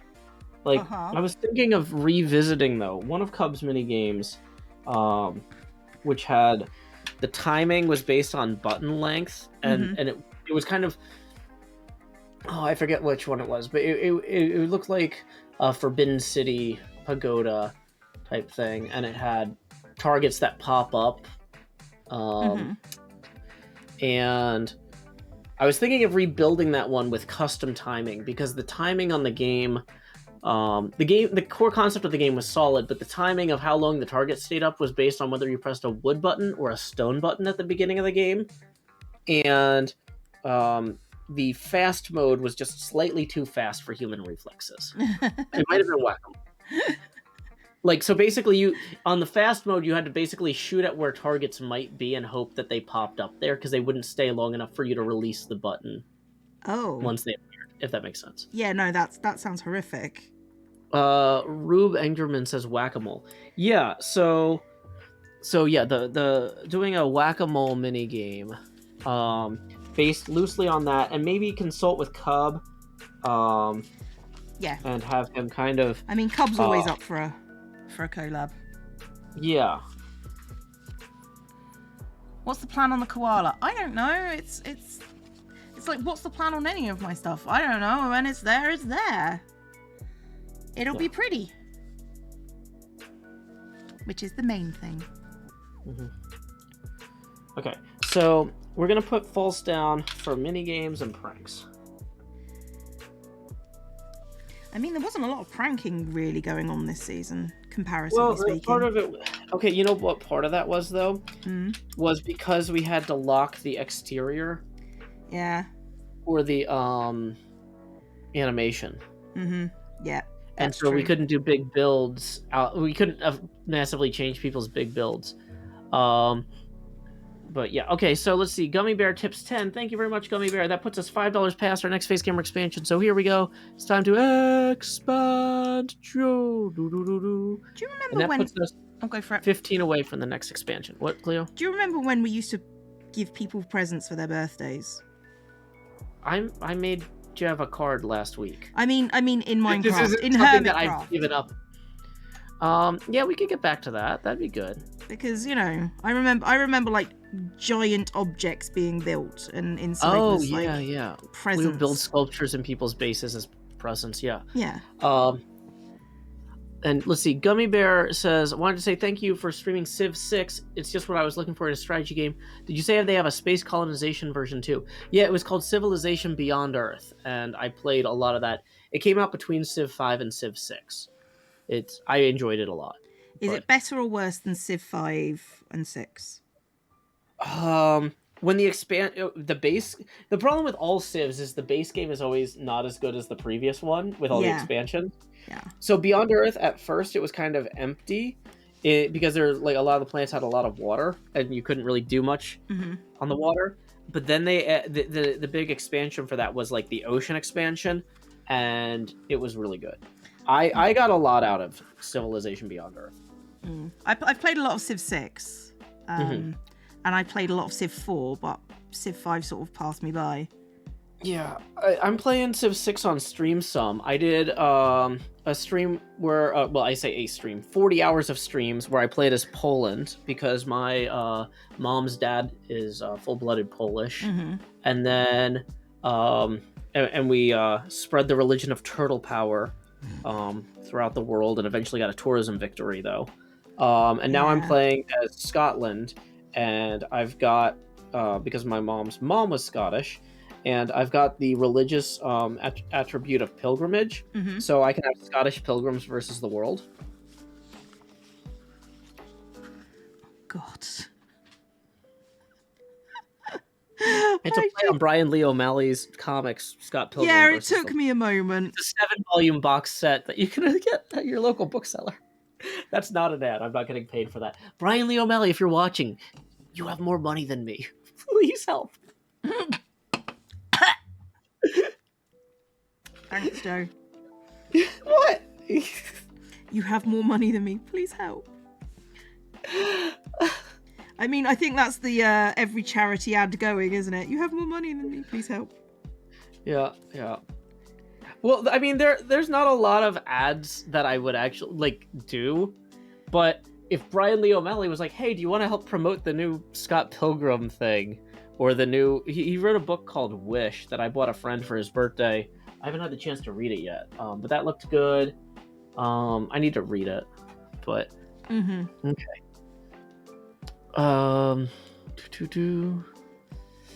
Let's see.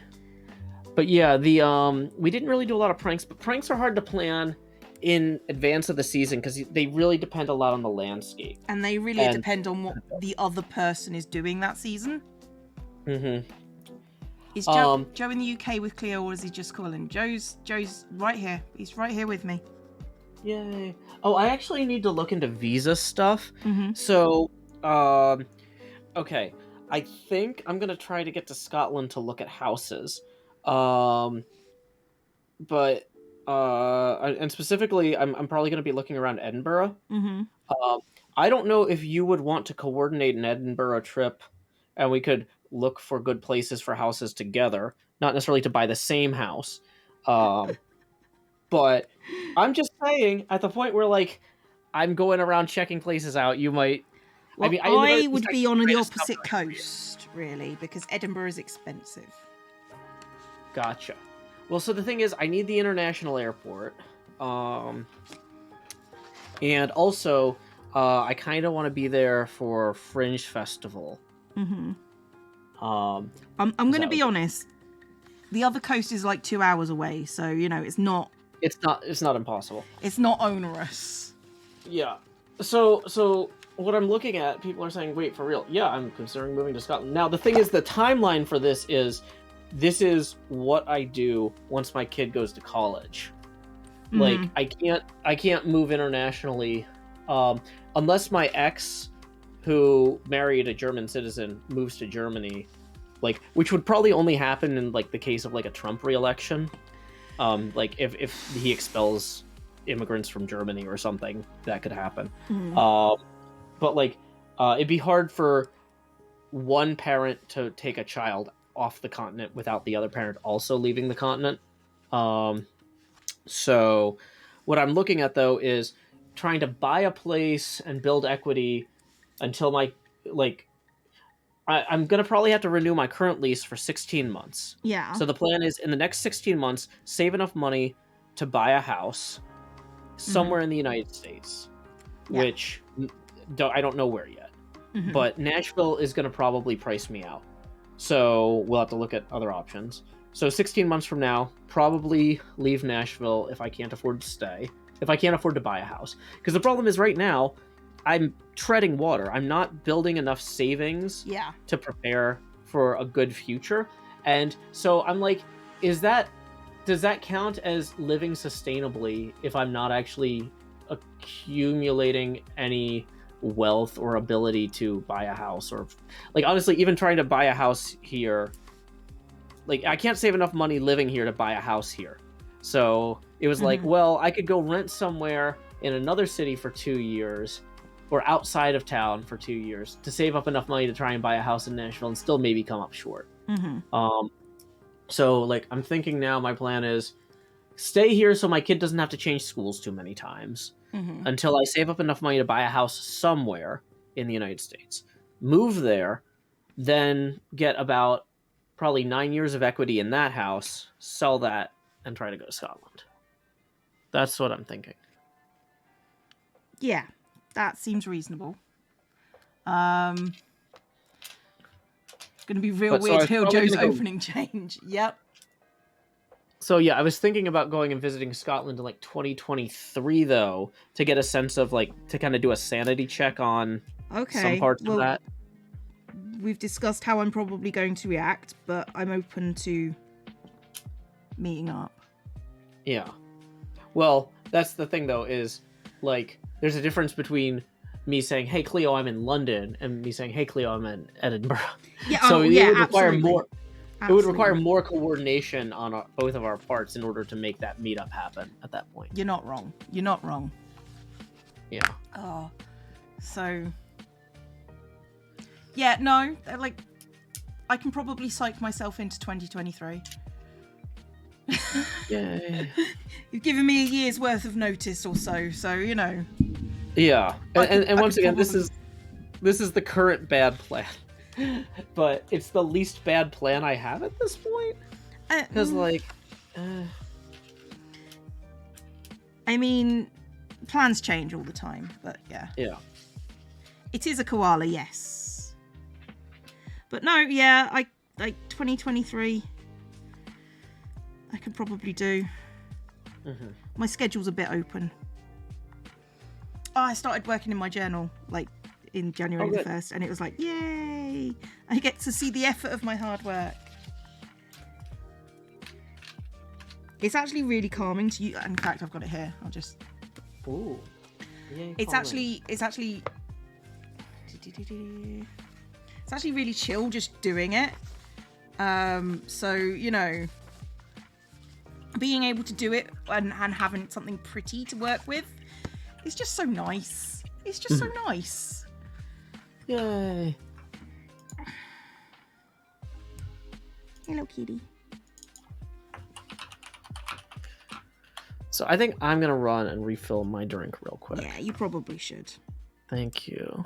Hey, we just got a tip for 5, so thank you very much to Sergeant Pickles for that, who says, hey, Joe and Cleo, this is my contribution to the Joe Hills Relocation Fund. Hello from Seattle, and stay excellent. Thank you. Yay. And I will be right back.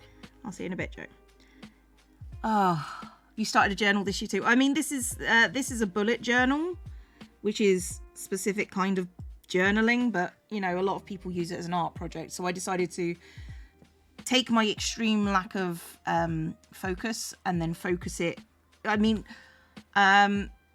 next week I might start doing, or maybe not next week, maybe the week after next, I might start doing February's stuff on this stream, because, like, if we're doing this anyway, and me and Joe are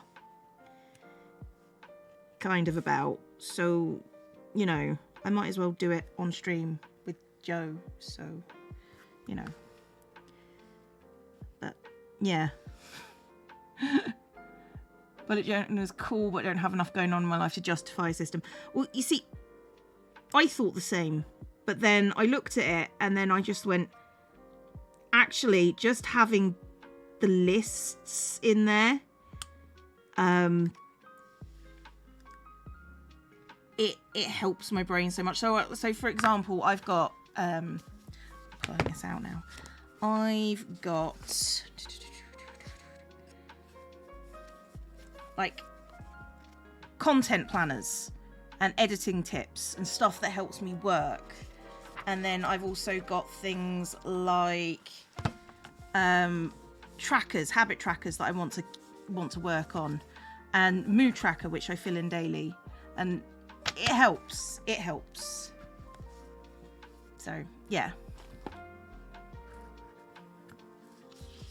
It's one of the things that is just like the physical act of writing things down is one therapeutic in itself, but also it's just nice to do.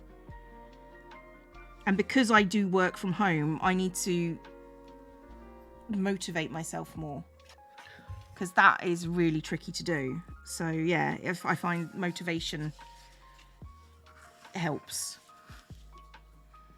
Yay, motivation. Hey, Joe. Hey, Cleo. Okay.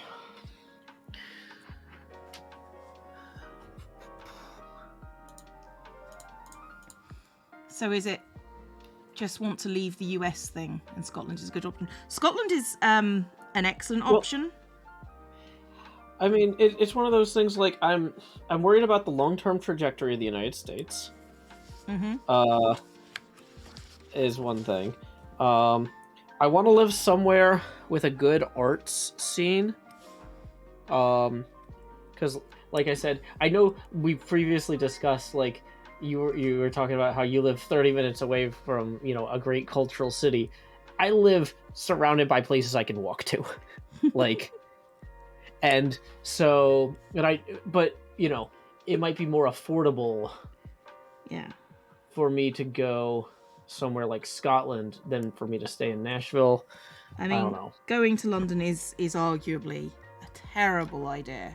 I didn't say London. I said Edinburgh. I know, no, but I'm just saying, if you had a choice, going to Yeah. London would be a terrible idea.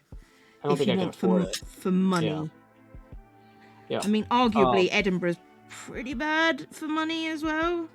But the thing is, though, you could have like a workshop or a garage there. Yeah. Like, that's one of the big things. Is once my kid goes off to school, I want to be able to afford. Like, my plan is to really expand to do like more craft streams, like in a workshop setting. And I don't think I'm gonna be able to afford that until she goes to college, because living somewhere that's good for her schooling is unfortunately like, and also good for the way the custody travel situation is. The custody travel situation is really confining. Yeah. But either way, thank you very much to Caitlin for tipping 20, who says, "Can I grow a hills?" You sure can. Oh, I should turn the camera back on before I do that. Oh, that's the wrong thing. Expand Joe. Do do do do. You can have And then healthcare. also, yeah, healthcare long term is a thing. I'm tired of paying for health insurance. Hey, Christopher, thank you for the 10, who says, "Joe's House Fund. You have me addicted to Civ 6 now. I do what I can. Sorry for ruining your life."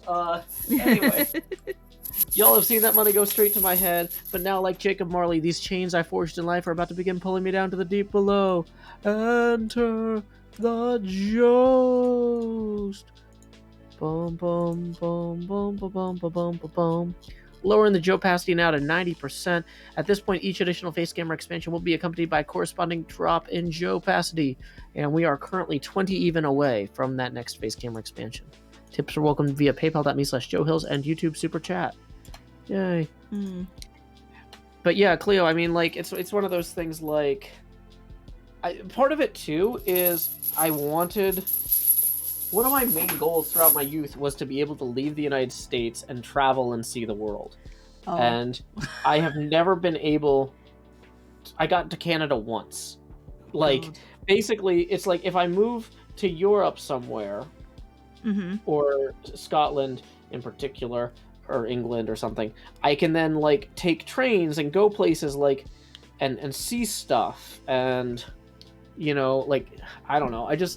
I don't want to...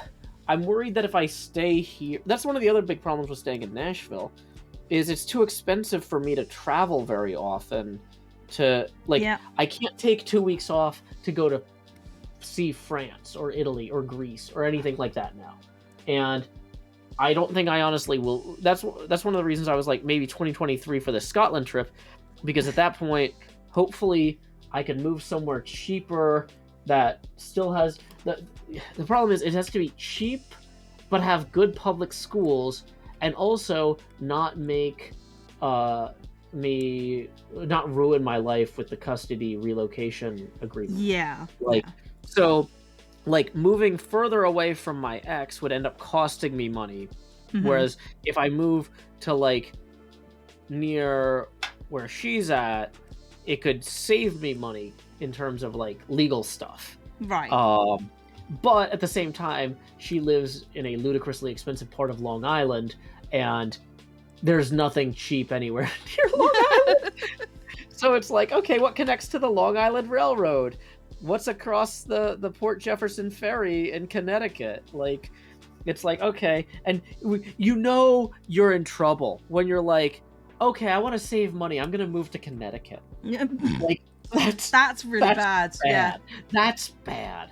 Hey, Mouse Mac, thank you for the 5, who says, "Here's a tip added to the relocation fund. Scotland is good, but I would say that I live here." Hey, well, thank you, Mouse Mac. Well, here's the thing. Scotland is the place that I want to go because, you know, I want to get as close as I can to potentially being in the EU. Because, you know, eventually Scotland is going to separate. I don't see it happening soon, but eventually. Well, my grandmother was fierce about Scottish independence and a very, very big Scottish nationalist. And so I love the idea of maybe living to see an independent Scotland and living in that independent Scotland. And maybe that's a little bit silly and romantic of me, but I mean, at this point, I don't really have anything else going for me. I might as well follow something. Like, I don't know. But yeah, another tip just rolled in for 20. from Melissa, who says, deposit on your seeing you travel move. Thanks for all the good times. Take care. Thank you very much, Melissa.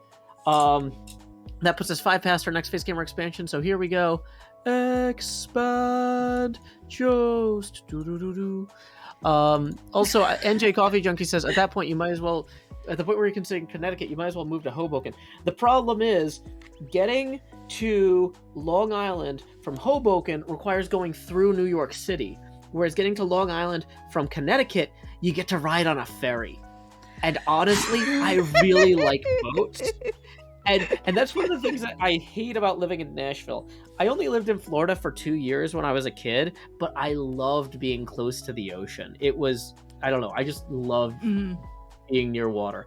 And so the idea of, like, instead of dreading every custody handoff, being like, I get to ride on a boat, like, I think that would really be good for my mental health to have something positive to look forward to every time I have to say goodbye to my kid, because right now it's just, like, the worst. Yeah. And part of this too is now that she's going to be turning 9 in a month, she's going to be the custody agreement says that she has to do 2 unaccompanied round trip flights a year to see her mom, and that's going to increase to 6 the year after that, and then the year after that it's going to be all the flights. And so that is going to, so that means an unaccompanied minor flight from my point of view is I drive her to the airport 3 hours early because I have to get a special lanyard to go through security with her as the, like, dropping her off parent. Right. Then I have to stay there at the gate with her until the flight leaves the ground. Not until she boards the plane, but until the flight leaves the ground. So I cannot leave the gate. So I'm going to be possibly sitting there for 3 to 5 hours, or for hours. And then I get to go home. I get to pay, so I have to pay for the parking, right, for a few hours.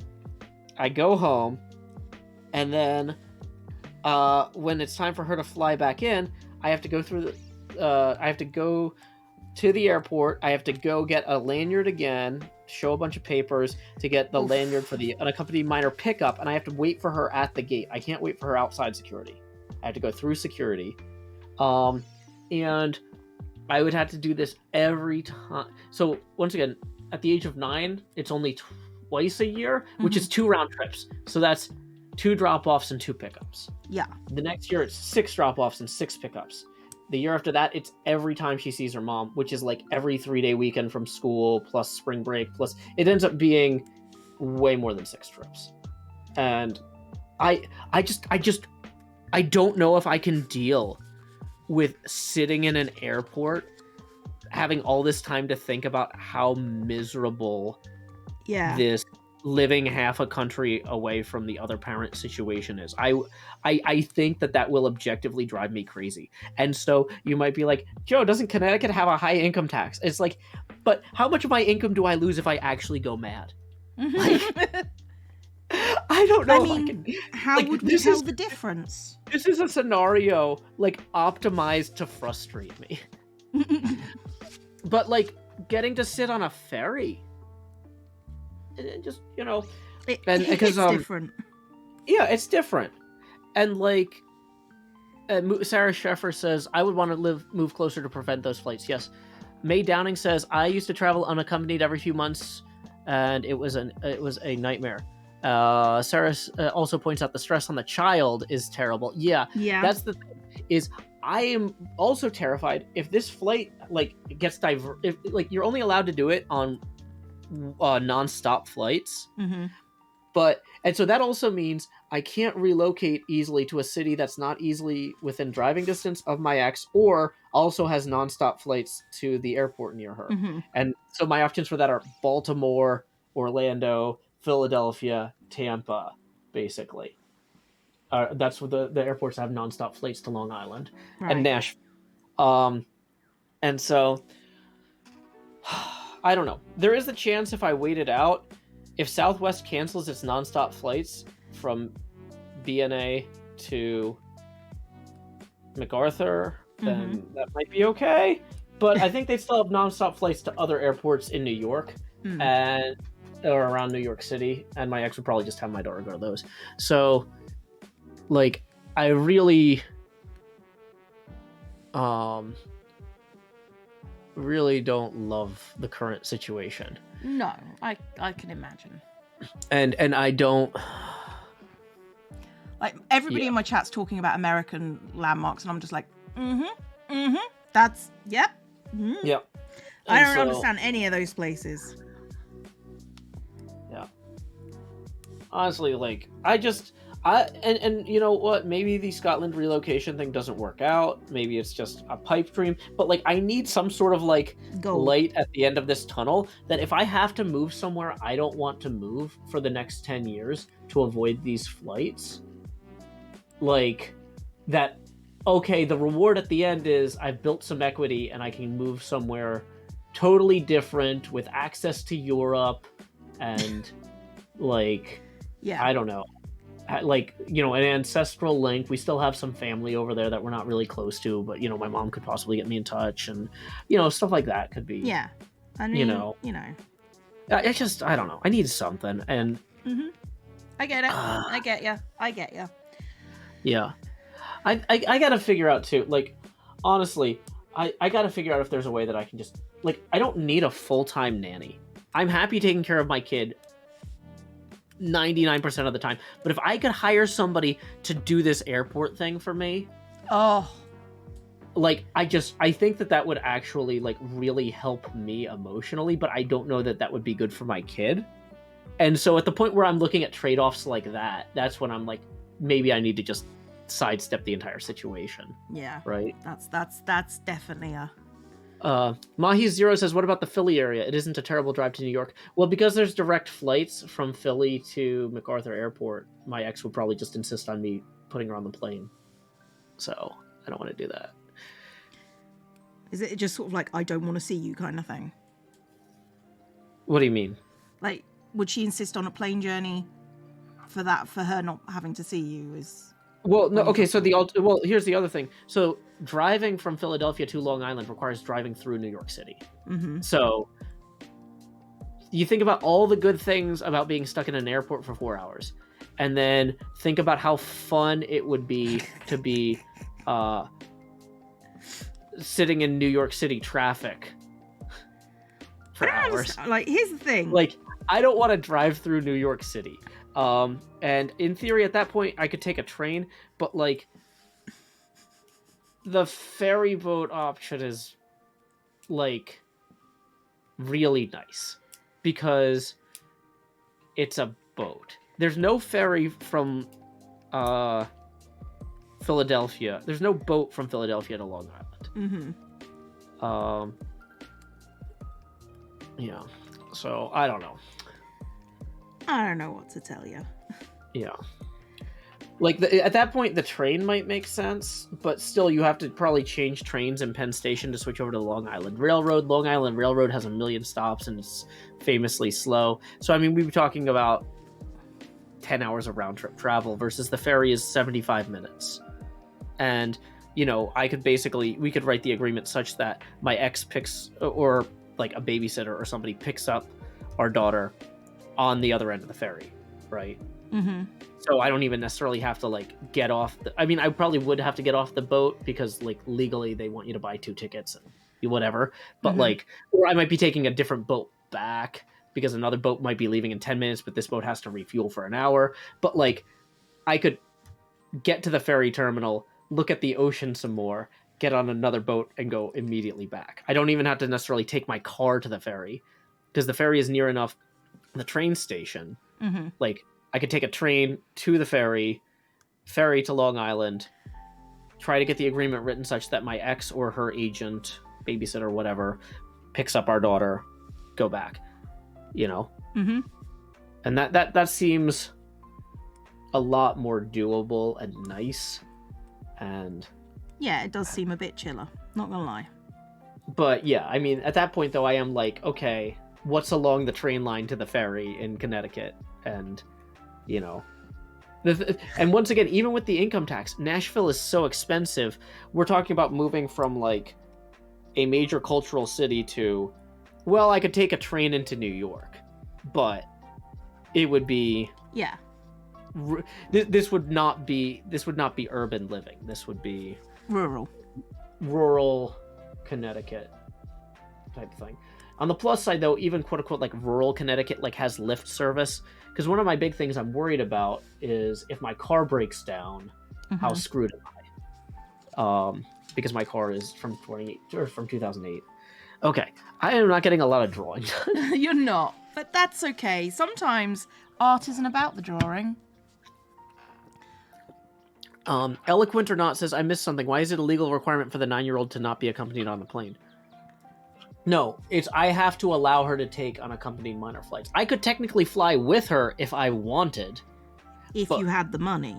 But I would have to pay for the ticket, and then what would I do when I got there? And then I had to pay to fly back. Like, yeah. So when we originally agreed to these 3-day weekends, I thought my ex would fly to Nashville and like stay in a hotel and hang out with my daughter here. And that's not her expectation. Her expectation is daughter goes there. So, yay. That seems really onerous, putting the travel on the child. It's super onerous. I'm really upset about it. That's one of the reasons, like, I'm not trying to move closer to my ex to make things easier for my ex. I'm trying to make things easier on my daughter and myself. Joy to Bake says, don't underestimate the importance of stability for your daughter. If you move, what you need to change schools. Yeah, that's one of the reasons that I'm trying to only move once. I don't want to move somewhere cheap, save money, and then use that money to move somewhere expensive. But the problem is where we live right now is kind of expensive because Nashville rent is going insanely high. And so, yeah. Yeah. Madame Carote says, are you expected to pay her flight each time? No. Fortunately, the cost of the flights is on my ex, but the cost of how much time am I losing in the airport? You know? How much mental... Like, if it takes me the whole weekend to recover from being stressed off about dropping her off... Like, right now, when my daughter goes away, I try to work as much as possible during that time. That's why I've been doing these long Civ streams and stuff like that. Normally, I would have been doing, like, marathon Hermitcraft streams. Not marathon, but, like, long Hermitcraft streams. And I can't do those right now, which is infuriating. I really want... Like, I feel like I was saying to Cleo earlier, I feel like I was furloughed from my job right when my expenses are going up and my daughter isn't here. So it's not even, you know, the argument was like, oh, we can use this time to spend with our families. It's like my family is gone. I want to be working during this time so when my family comes back, I can go have fun. Like, it's, I don't know, I'm fine. Joe's fine, everybody. You can hear how fine he is. Do something artistic. I'm gonna do something artistic now because this is I'm not drawing right now. I'm just sitting being. Joe, you know when we discussed this earlier, and I said maybe not, maybe we don't have to discuss it on stream, and you said maybe. It's good for you, and it's just sort of like, is this good for you, Joe? Is this? I don't know. I'm. Joe made a very good point to me earlier and said, we're not lifestyle influencers. We can be realistic and tell people what's going on in our lives. Or we should be realistic. Not we can be, but like, if a brand wants to pay me to pretend my life is perfect so I can take pictures with their products, well then I wouldn't have 90% of these problems anyway. You want to give me $10,000 a month to promote your, I don't know, shawls? What do influencers sell? I don't know. But shawls. Like, what do influencers sell? And you settled on shawls. I don't know what people sell with influence. I'm not an influencer, but my point is, all of the problems I'm complaining about, I legitimately wouldn't have if I had ludicrous amounts of money. That's the other thing too, is in the back of my head, I'm just like, if I just made 3 times as much money on YouTube, all of this would go away. Like, I mean, like, or not all of it, but like, then I could afford to just live, like, in, like, a good place near my ex, rather than, like, because like I said, I don't want to move my daughter twice. I don't want to keep changing her schools. So we're going to be stuck for a decade in whatever I can afford in 16 months. And I'm like, but like, I wouldn't even have to wait 16 months if like I was just more talented and successful, and like I'm not. So, you know, we'll see how that goes. If only I was more talented and successful. Right? Wouldn't that be nice? Yeah. Yeah, moving for your own safety, Corpse, is a good idea. Is a good idea. Partly why I want to move out of the UK is because I don't like how things are going. So. Yeah. Which is fine. Kitty, no. No. My mouse, not your mouse. You know who I didn't really do anything with this season is Vintage Beef. Oh, I did a little thing with Beef. He's really fun. Yeah, I enjoyed last season. He had like that thing. He had a yard sale. Oh, I didn't see that. I feel like part of my problem is that I only do stuff with people when they have a thing. You need to do a thing. You need to say, I need 3 people to do X. Yeah. There is a knife up here, Kitty. I will put the knife like away for a minute, and then you can come up. But like, yeah, I need to be more aggressive about like creating opportunities. Exactly. And I don't. Yeah. I'm so used to not being able to follow through on things because of my unreliable schedule with work that like I'm not in a good place mentally to like plan stuff like that now. I feel like. So what stuff have you done that's been successful along those lines? The head games was I think a great example. The head games was great. Mostly though, I haven't been. I mean, doing stuff with XB, decorating XB stuff, and when I was with Koalas, decorating Koalas' stuff. So the base swap was great for me. Yeah, the base swap. I can't understand why everybody else swapped back so fast. I still. No. I don't know.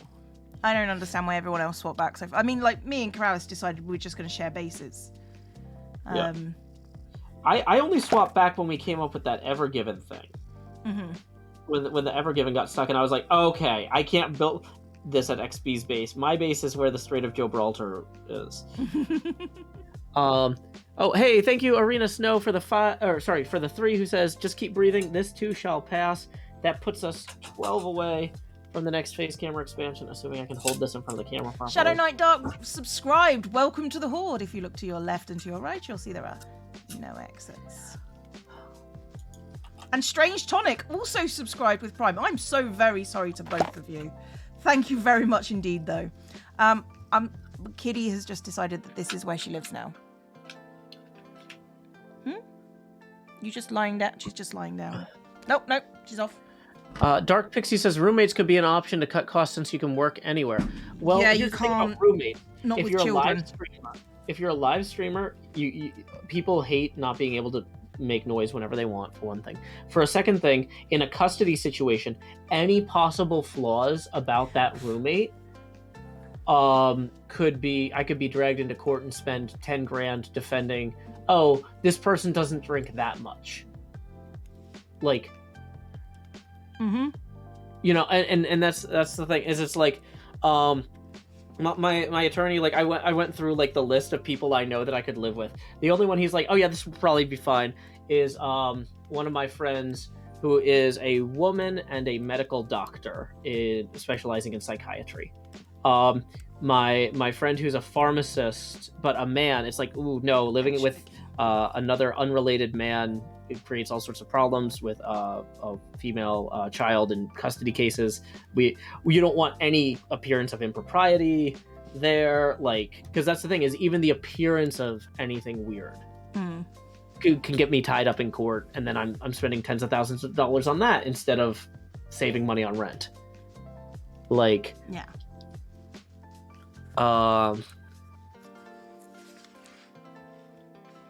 So yeah, that's no, that's a no. HCBBS. Well, I mean, some people may have seemed like they weren't ready to let go of their base, but you know, it's a case of we do things. Most of the time, we know what's coming. You know, at least we know something about what's coming. So the swapping back and forth is, you know, a couple of weeks is fine. You know. But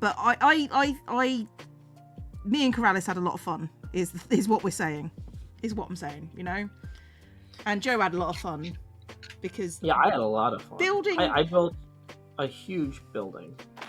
Doing stuff in other people's bases, which is where you have another hype train. Deb Constructor resubscribed for 10 months. What is this? What's Zombie Clear working on?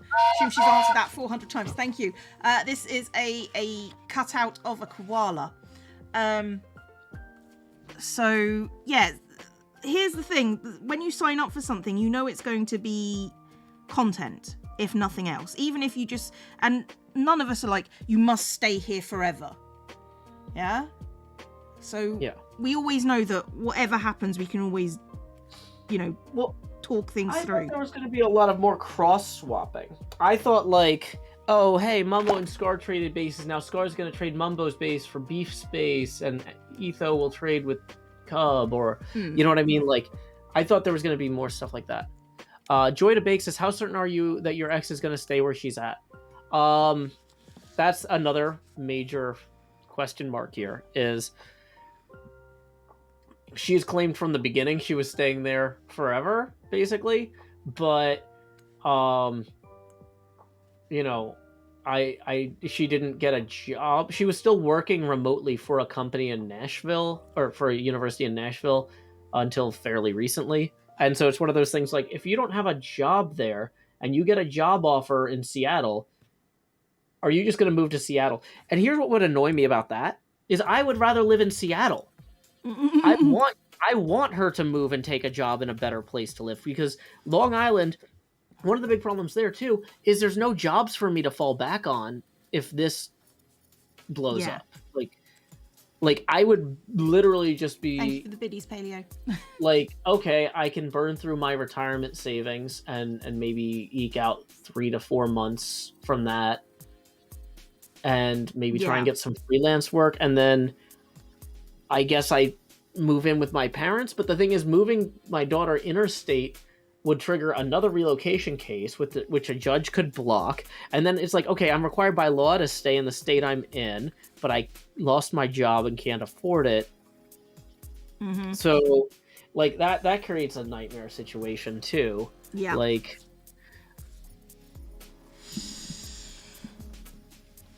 my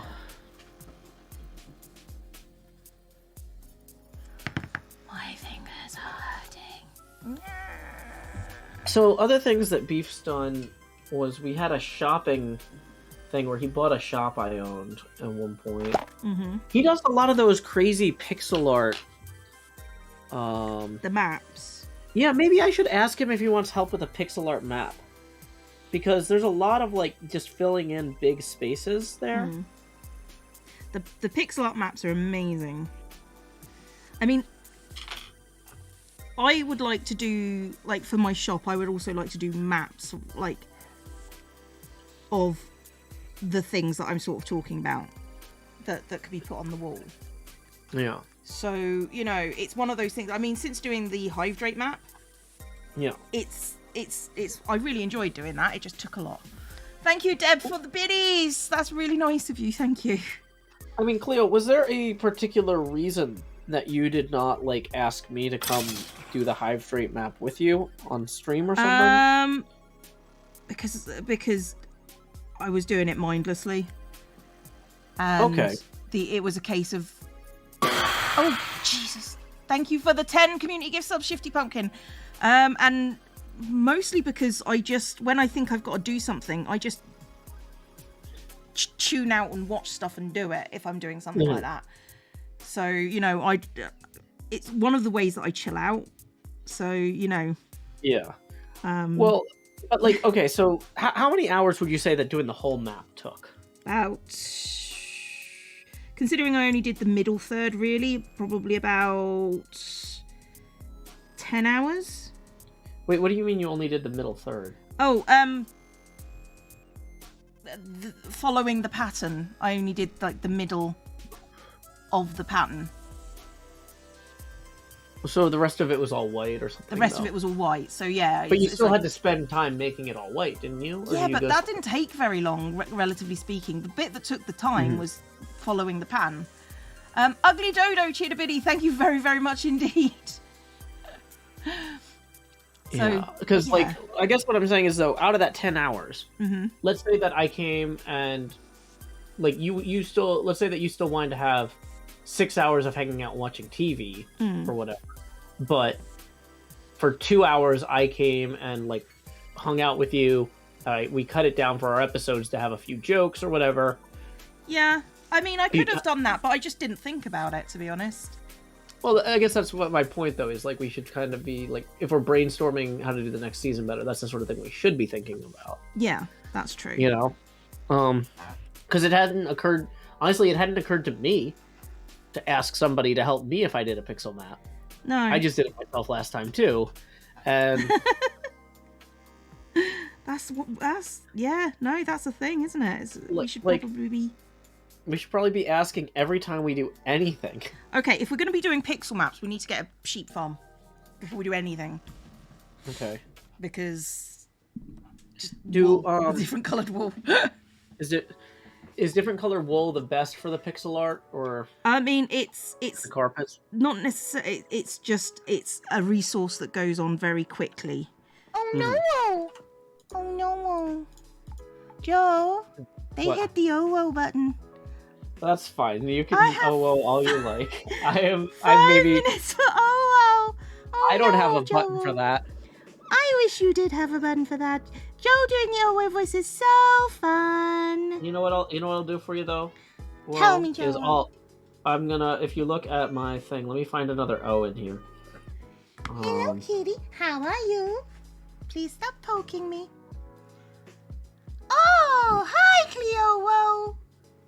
Yeah, I don't know if I have another O. Oh, here it is. No. They finished the series portion, so this is the time that you decided to do this.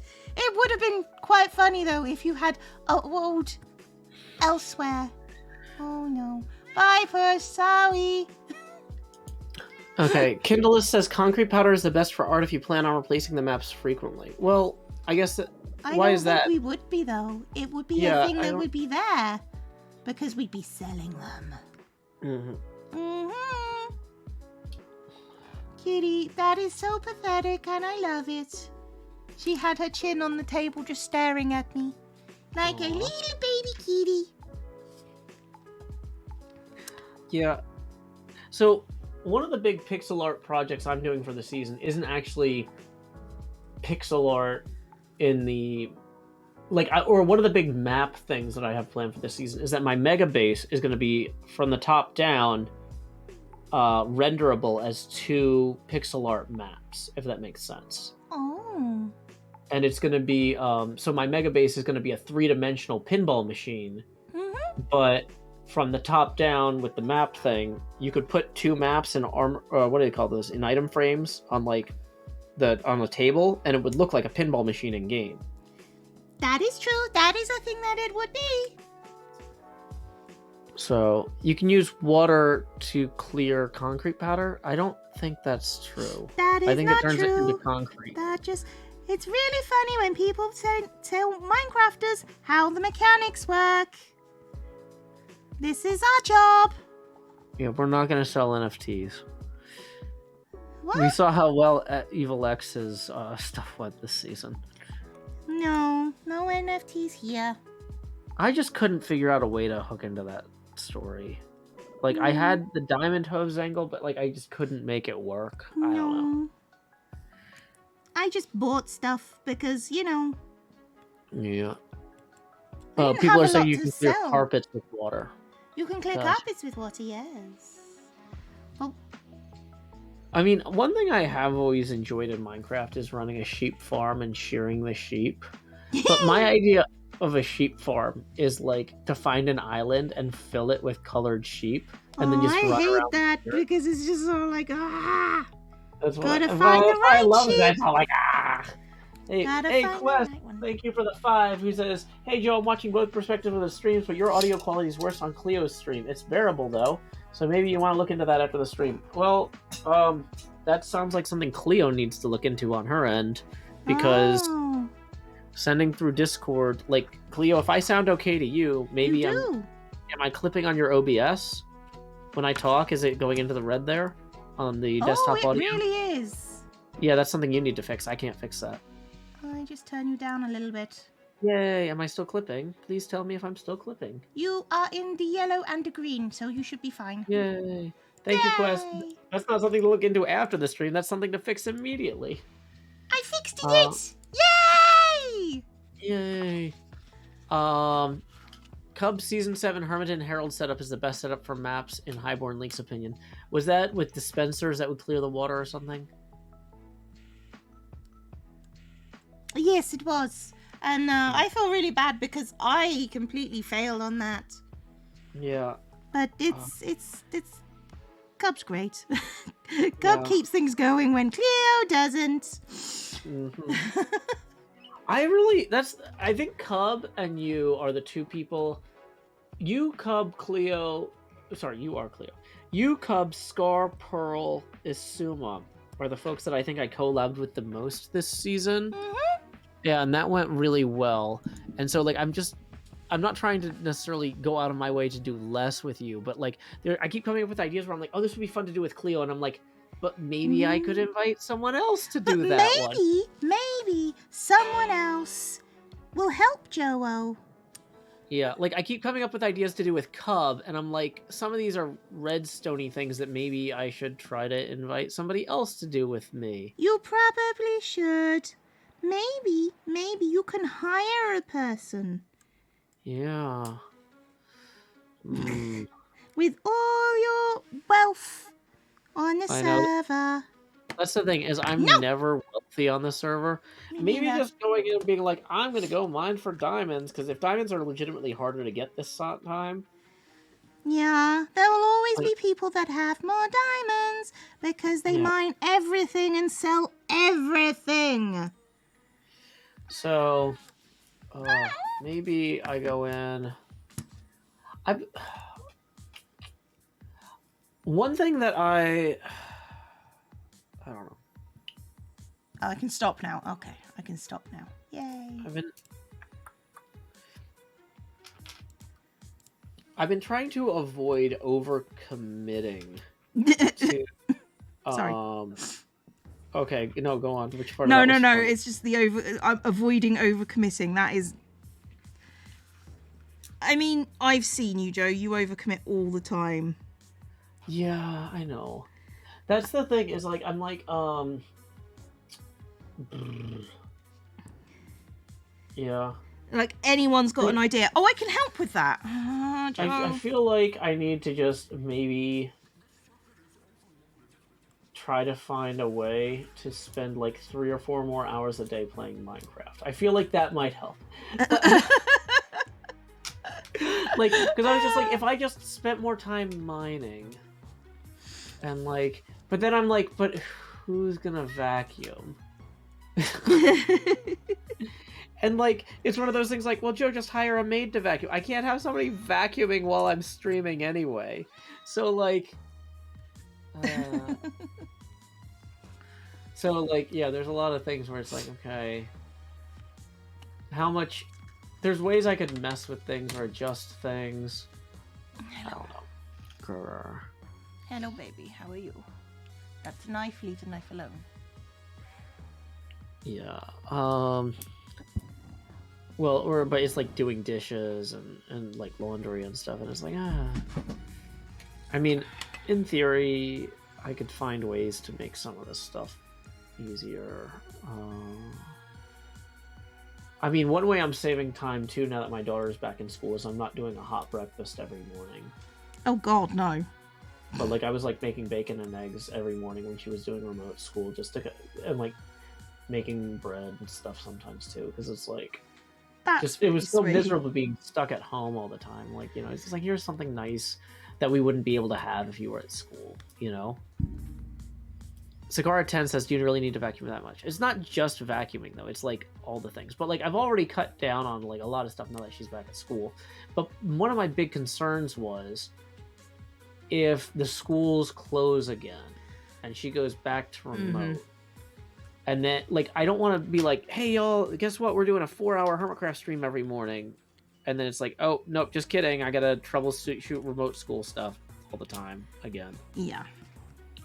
Like, I mean, streaming is one of those things that I'm trying to do more of. yeah. One, because I've got some time before Hermitcraft starts up again.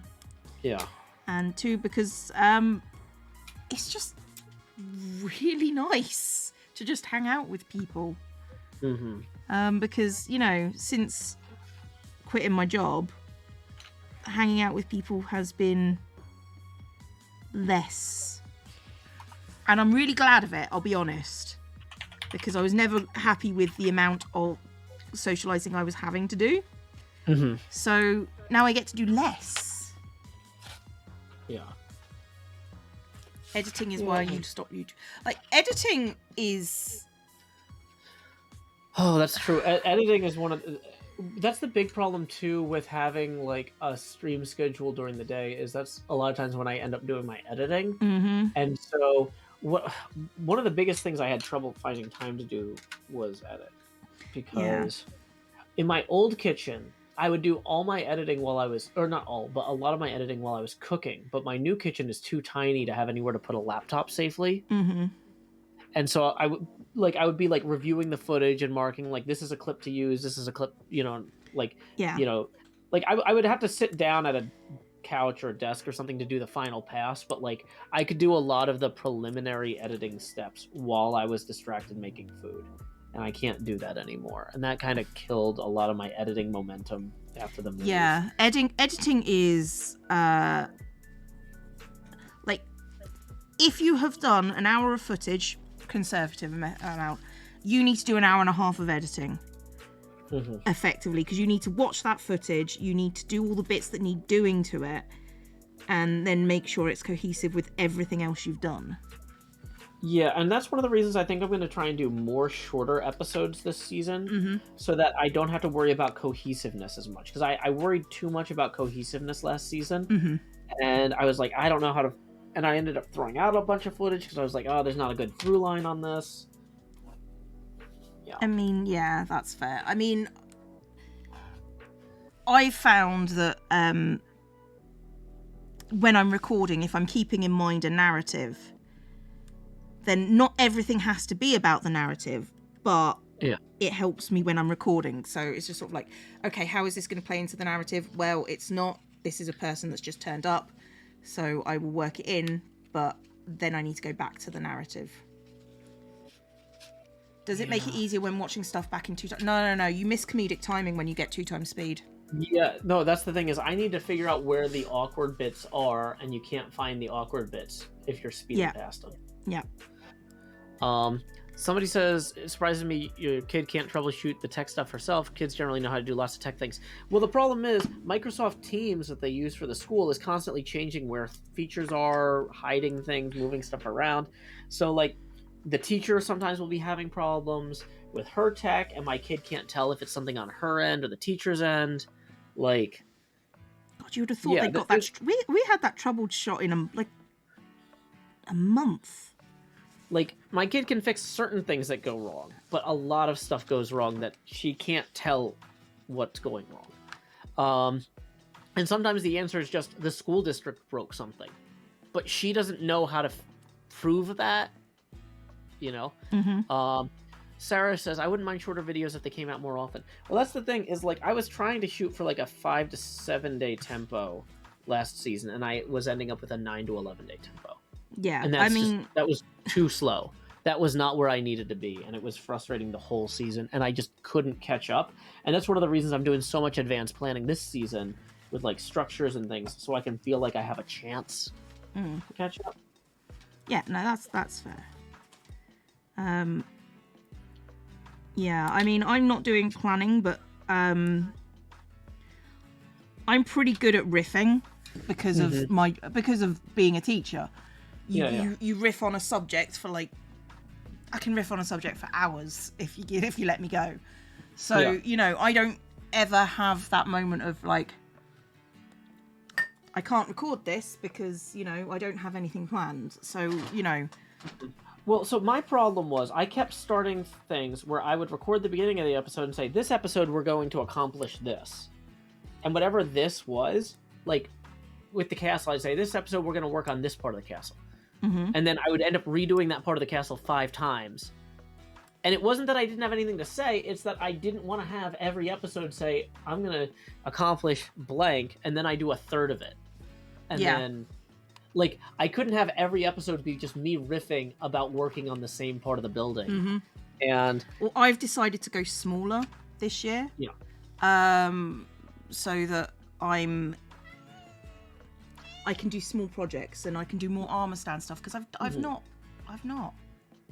Well, and that's what I'm trying to do with this planning thing, is I'm trying to think of what are small early game projects I can do? What are ways that I can make an exploration episode feel good and feel like I accomplished something? So the nice thing about an exploration episode is if I walk around talking for 20 minutes, that's a 20-minute episode. If I really want to, I can edit it down to 15 and make it seem way funnier. And I have an episode. Yeah. But, like, if it's me moving the same wall in the house 25 times while talking for 20 minutes, that's not a good episode. No. And so I'm trying to figure out, where do the walls in the house go? You know, ahead of time this time. So that's what I'm trying to figure out. I mean, that's fair. That's fair.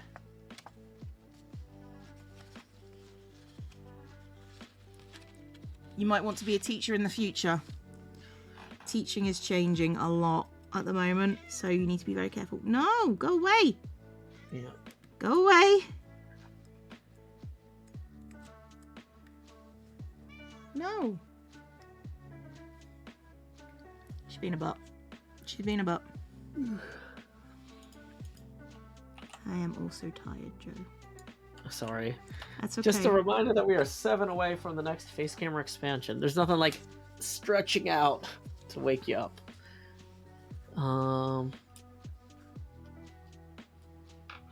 Sarah Schreffler says, Joe would make an excellent teacher. There are a lot of jobs like that I thought I wanted to do when I was young. And everyone was like, no, you won't make any money. You'll be broke and miserable all the time.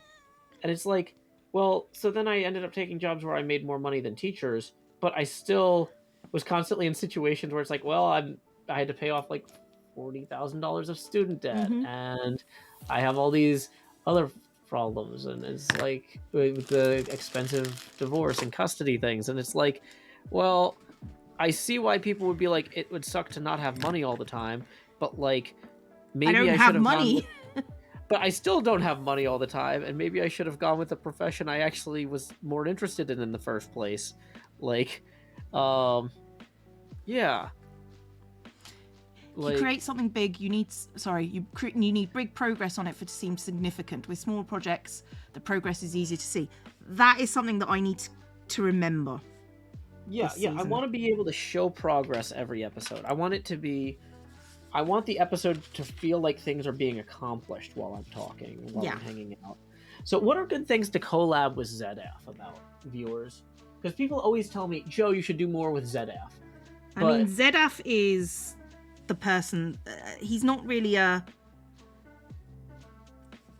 he asks you to collab. He's not really the sort of person that... Well, I mean, I'm sure he would appreciate being asked sometimes. I mean, yeah. So, like, because of his schedule, it's difficult to... Gotcha. You know, to arrange. I think I've only ever done one thing with ZF. Yeah, I toured his lab early this season. That was, I think, the only thing I've ever done with him other than, like, a big group recording.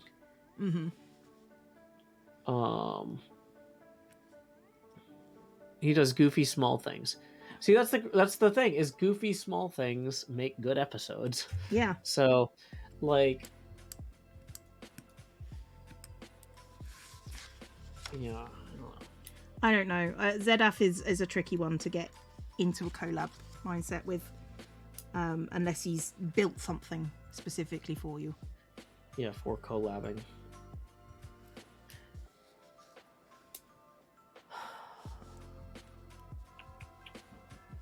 Oh, be right back. Okay. I've got. Yeah, no rush. If I want a Rube Goldberg machine in Minecraft, go to ZF. Okay.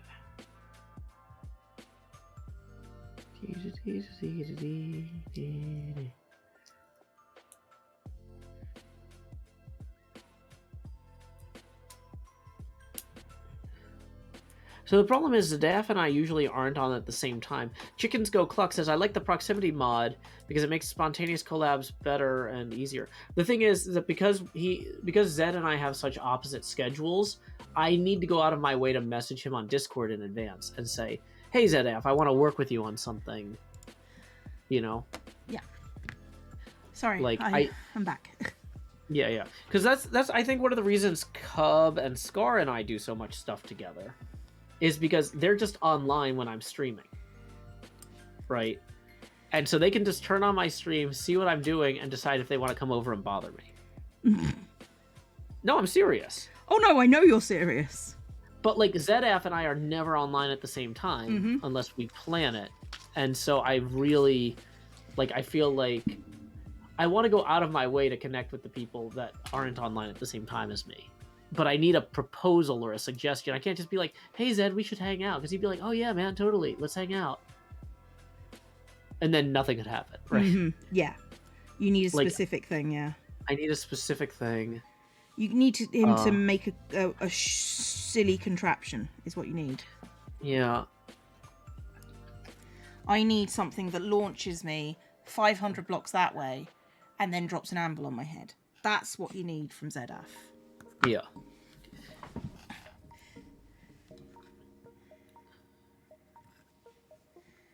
Do I have an idea for a minigame? The only idea for a minigame I have right now is the Whack-A-Mole minigame. And I was thinking that to differentiate my Whack-A-Mole minigame from Cub's, I would maybe want to have mine on a balcony shooting down. And so... A good collab was just the misunderstanding of Cleo's bodybuilding and Koalas this season. Yeah, that was funny. Because that was a genuine misunderstanding. Oh, yeah? Oh, yeah. The Koalas says, I need to get in shape because I'm doing things. And I'm like, that's not what that meant. But sure, we'll do it anyway.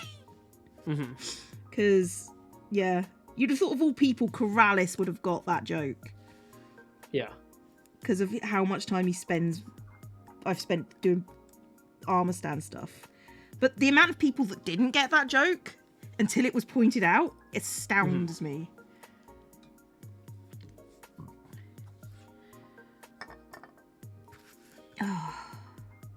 We could have had the flower farm revamped by Zed this season. That's true. We didn't even use all our IOUs. No. I've taken the IOUs with me. Oh, are they going to be in your animations? Oh, no. I'm taking the IOUs with me. Well, no, but what I'm saying is, the IOUs you took, if you're bridging the 2 seasons, you should have you, looking at them in your animations. Oh, I should probably have them on... Actually, no, I can actually show them on the table. So... Yeah, there's a way to do it. And, I mean, you could probably draw on top of them. you render it in your animation suite, and then you load it up in Final Cut or whatever, Premiere, and then you just put text, over it, that says IOU love Jevin or whatever. Yeah. I totally could. The new Friends animation thing was heartwarming. Oh, thank you. So, in order to build the Whack-A-Mole game, I think so. I need a score counter. I need a pop-up randomizer.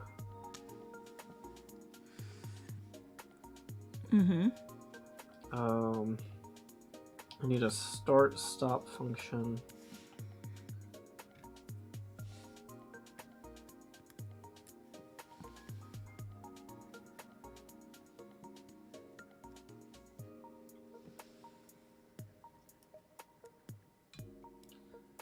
Difficulty switch. / timer. See, you're saying these things and I'm like, yep, that sounds like a thing you need. I have no idea. The thing is, I don't think Redstone, if I really wanted to learn it, I don't think it would be that difficult. Because, I've done electronics. Well, the reason that I didn't do a lot of Redstone in my episodes is because my day job was programming, and use the same parts of my brain as my day job, and those parts of my brain were tired. Fair I'm enough. good at those parts of my brain, or it wouldn't have been my day job. Yeah. But I just don't know enough. I haven't learned all the specifics of how redstone circuits work, but I have no doubt that I could figure it out. It's just not something that, for the same reason, it's like, it's not something that particularly interests me after teaching physics and electronics. It's like, Yeah. Slime block launchers flinging hermits at target blocks. Inverted whack-a-mole. That's an that's the thing.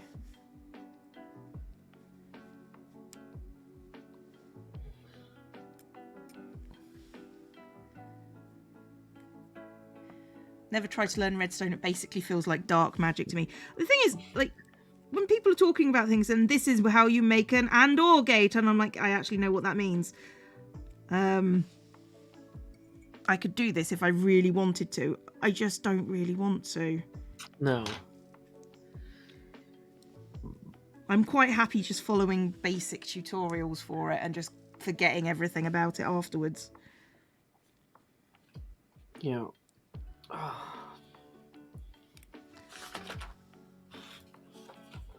Impulse has old videos that teach well. Did not know that. So, Impulse has what as well? Impulse has basic redstone tutorials, apparently. Gotcha.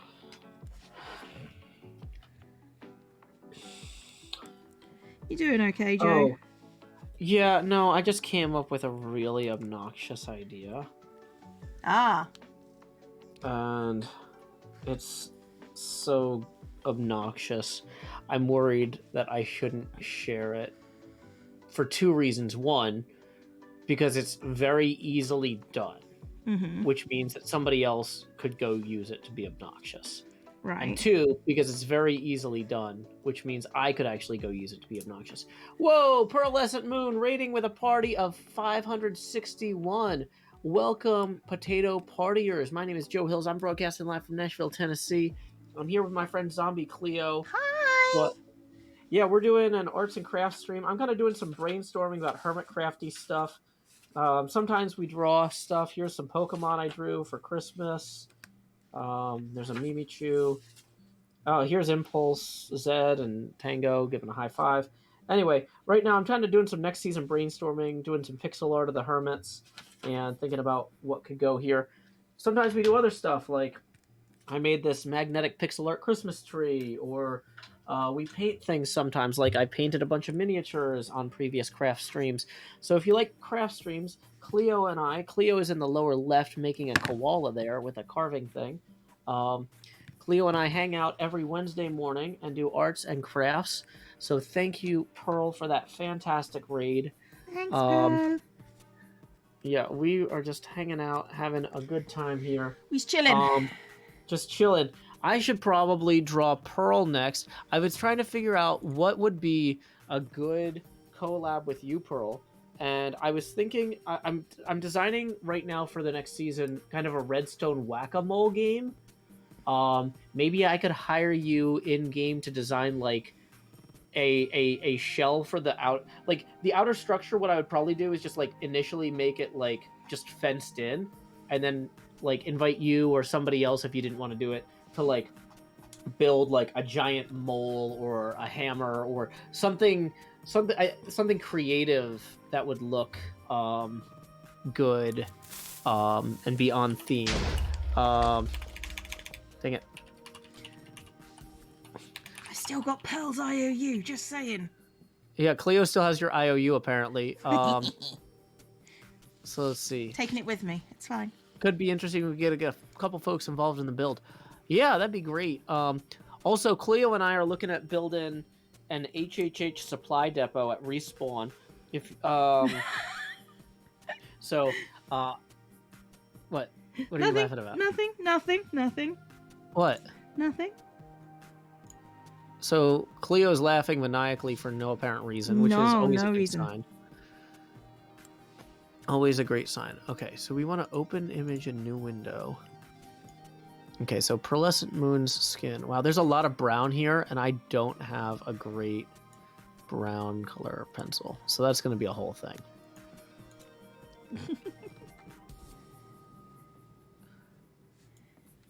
Oh, that's neat that your hair actually frames your face with the skin.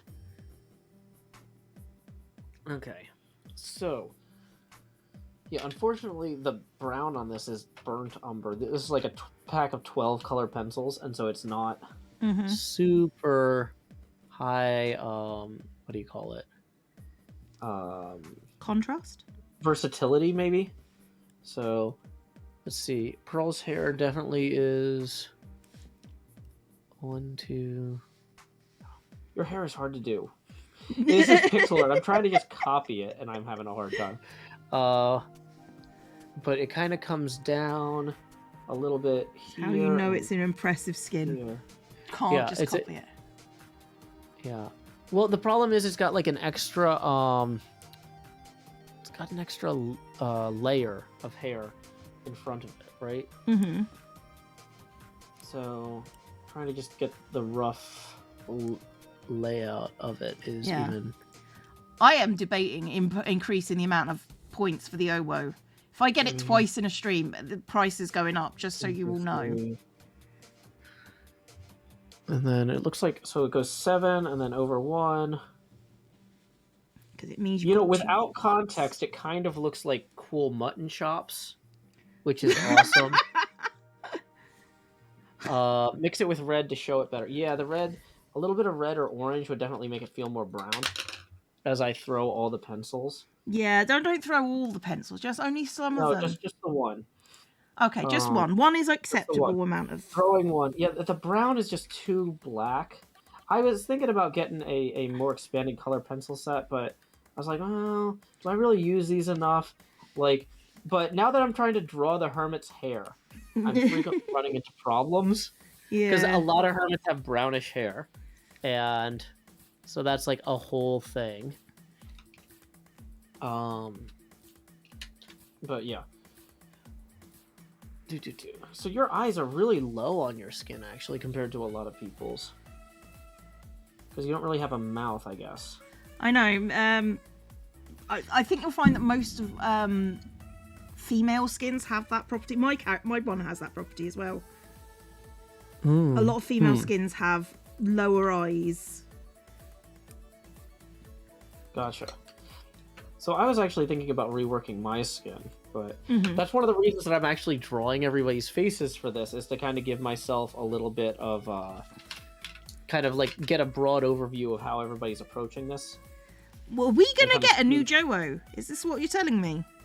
I mean, I've been, well, like at the point where I'm looking at redesigning all my clothes and stuff. Like maybe I should. Wow, this does not look like Pearl at all. I have completely botched this. Oh, okay. For one thing, because this should be white right here. This is the like most terrible, like, let me do your portrait ever. It's like, oh my gosh. I'm sorry, Pearl. I am so sorry. This is embarrassingly bad. And I'm not going to pretend that you need to be proud. You don't need to pretend you like this. This is terrible. This is objectively not very well done, and I am sorry. I'm gonna give you you know me. I don't really worry about being objective. It's fine. Is it? It doesn't feel fine. It feels pretty terrible. Okay. Darken these eyes a little bit here. The obvious conclusion is that women don't have mouths. I mean, I wouldn't say that. Boy, the don't mouth have on this visible one... mouths is what we're saying. Invisible voice. The lower eyes accommodate the more stylish hair. Yeah, I feel like I didn't do a great job of capturing the hair. The problem is with the brown, if you press down on it too hard, it ends up looking very... Yeah, let's see if we try and...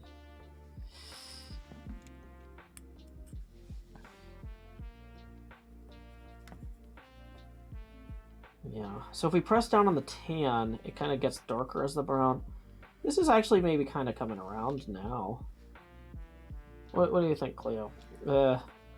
Objectively, you probably think this is terrible. But that's okay. Because I think it's worse than it was before, personally. It's worse than it was before? Oh, no. The other one was all right. This one is just like, what's going on?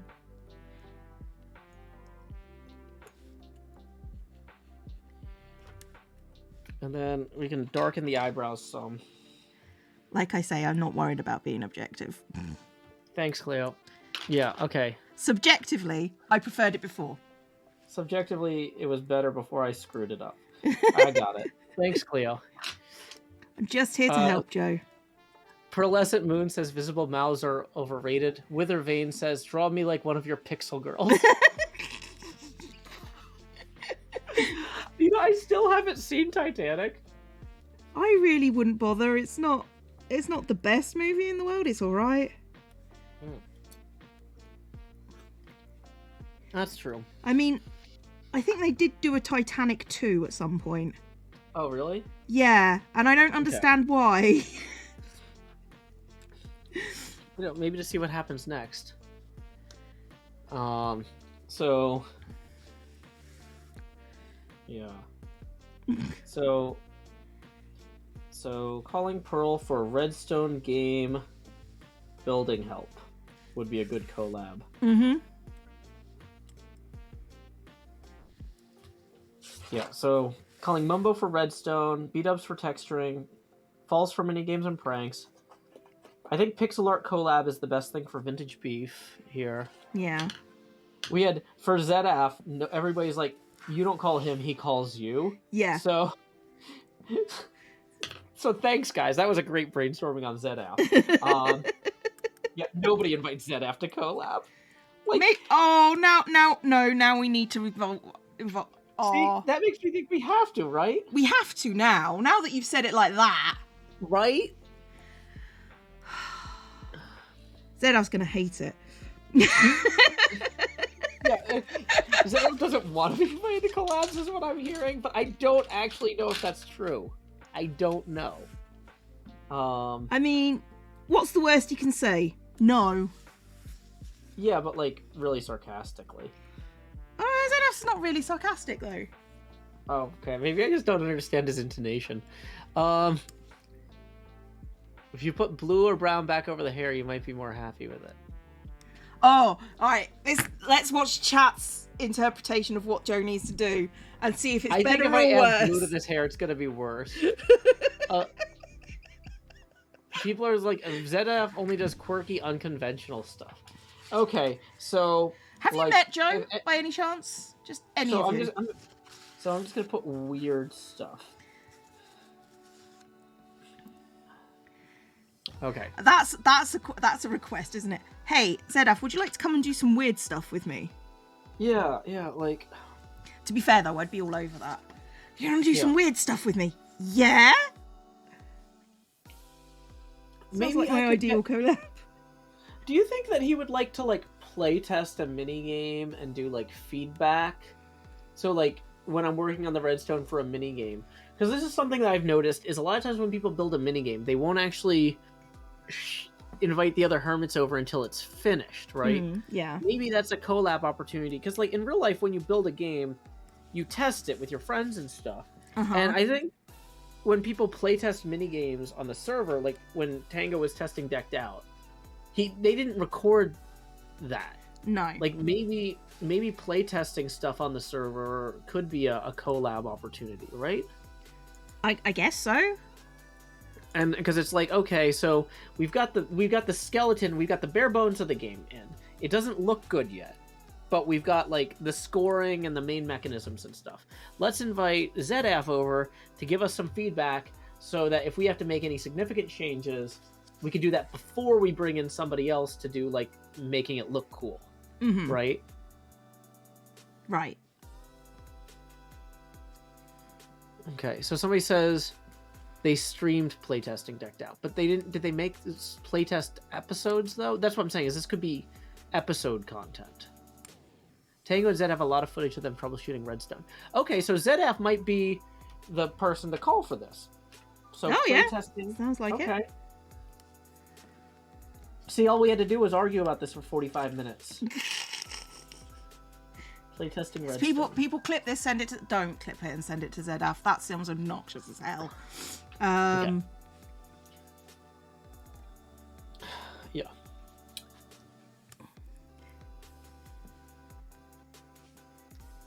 Yeah. Okay. So Tango would like that too. That's a good point. Okay, yeah, Tango for playtesting. Mm-hmm. Why don't we get Tango on here? Let's see. Let's pull him up in Name MC. You know, I feel like I don't do enough with Tango and Impulse, or at least I haven't the last seasons. Yeah. Tango Tech Name MC. I don't need whoever Tango is. I was really impressed with Tango, how he dealt with the fact that there was no one around at the end of the season for him, because he did that really well. Mm-hmm. I really felt for him because he just shot himself off into space. Yeah. So he's got red eyes. Did you not know that? No, I know. Just feel.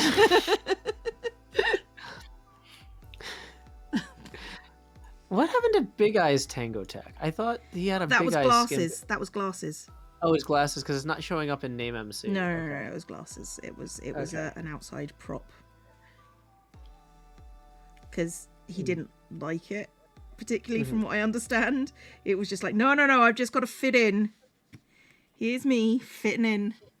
Yeah, and somebody suggested bringing ZF, Impulse, and Tango in together to play test a game. Well, that's the thing, is if it's a two-player game, being like, hey, do you guys want to come and maybe take turns playing against each other? The third person can kind of observe and, like, you know, kind of give any pointers as well. Like, it might be easier in some, even though it's harder to schedule a 4-person collab than to schedule a 2-person collab, it might be easier to get ZF and Impulse and Tango to commit to something because they like hanging out together, and they don't always have their own project to work on together, you know? That kind of makes sense, right? Yeah. Okay. So, and his hair is weird. It's just what you want to hear. His hair's Yeah. weird. It is weird. He's got like darker yellow and then lighter yellow. He's got a bunch of different yellows. Like, I'm gonna have to vary these yellows later with the orange, and I don't want to. I'm tired. I'm tired. I don't want to do this. I'm tired of coloring. But now I've just You know got how much myself TV into now, a rut. It has been 3 hours though. No, that's true. Well, but at the same time, my actual art output this stream has been way lower. Mm-hmm. But the thing is, I had a bunch of stuff that I've been kicking around that I wanted to talk to you about. Because, like, like I said, I've been doing my season next brainstorming streams, and I just had a bunch of ideas, and I'm like, let me run some of these by Cleo before I, like, go in there and get too deep into them. That's what I'm here for. Sinking to Ball says, instead of inviting them for collaborations, would you want to volunteer to playtest their games or experiments? I do want to do that, but the thing is that People have... they might not have something that they want playtested, right? Like, I need to think of opportunities. I was telling Cleo earlier, and I know some of you guys just got here with the raid. Thank you again, Pearl, for that. I do a lot of collabs where somebody else built something, and I show up there and collab with them around their thing. I want to do a good job of creating things for other people to come to in their videos. And so while going to their things and playtesting their things is a good opportunity for a collab, it's not necessarily me contributing at the level I want to contribute at more this season. That's kind of one of my goals for this upcoming season, is to do more stuff where people can come to me and get some cool footage, if that makes any sense. I think I'm just going to go around and do armor stands in other people's bases for most of it. Like, without permission? Without permission, yeah. That really overlaps with the I want to do more pranks this season. I don't know Like, if I consider like... it a prank, but if somebody makes a kitchen, I'm putting a chef in that kitchen. Oh, you just sneak in and Just like stealth chef. Stealth chef, yeah. I like it. Because, I understand that if they don't want it, they can always go, take it away. And I'll go, okay. Okay. I'll take it away. Cleo. I'll take it away if you insist. I don't wanna. Armor stand graffiti is basically it. But, like, I can't imagine... There are very few people, unless they had, like, really big plans and I've just messed them up. I can't imagine they'd be too fussed about it, to be honest.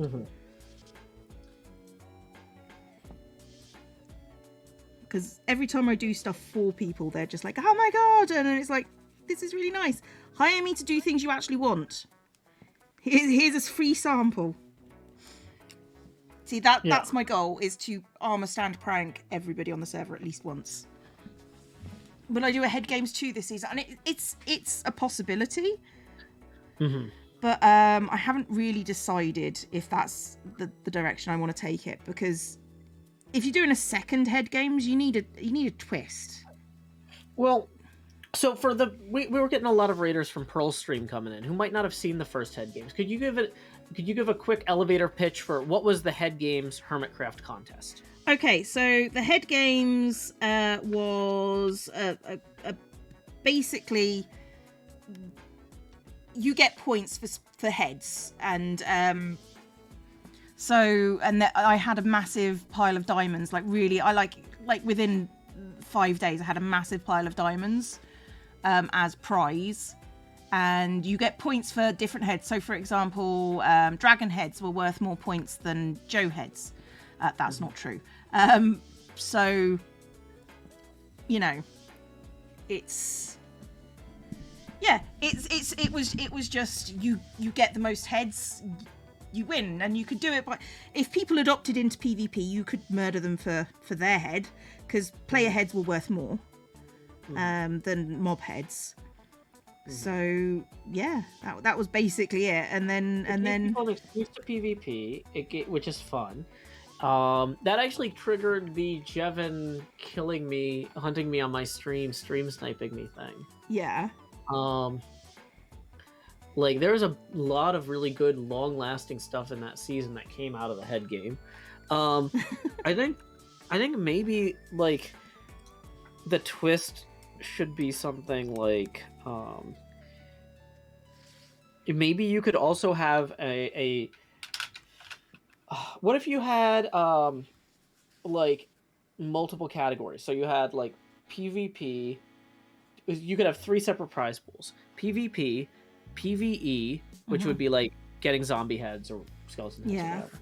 And then the third prize pool would be custom pixel art objects. But the rule would be you must design these yourself. You can't hire an artist to do it. Yeah. So let's say that I wanted to make a jar of mayonnaise and put it on myself as a player head, kill myself, and submit that to the player head art contest thing, right?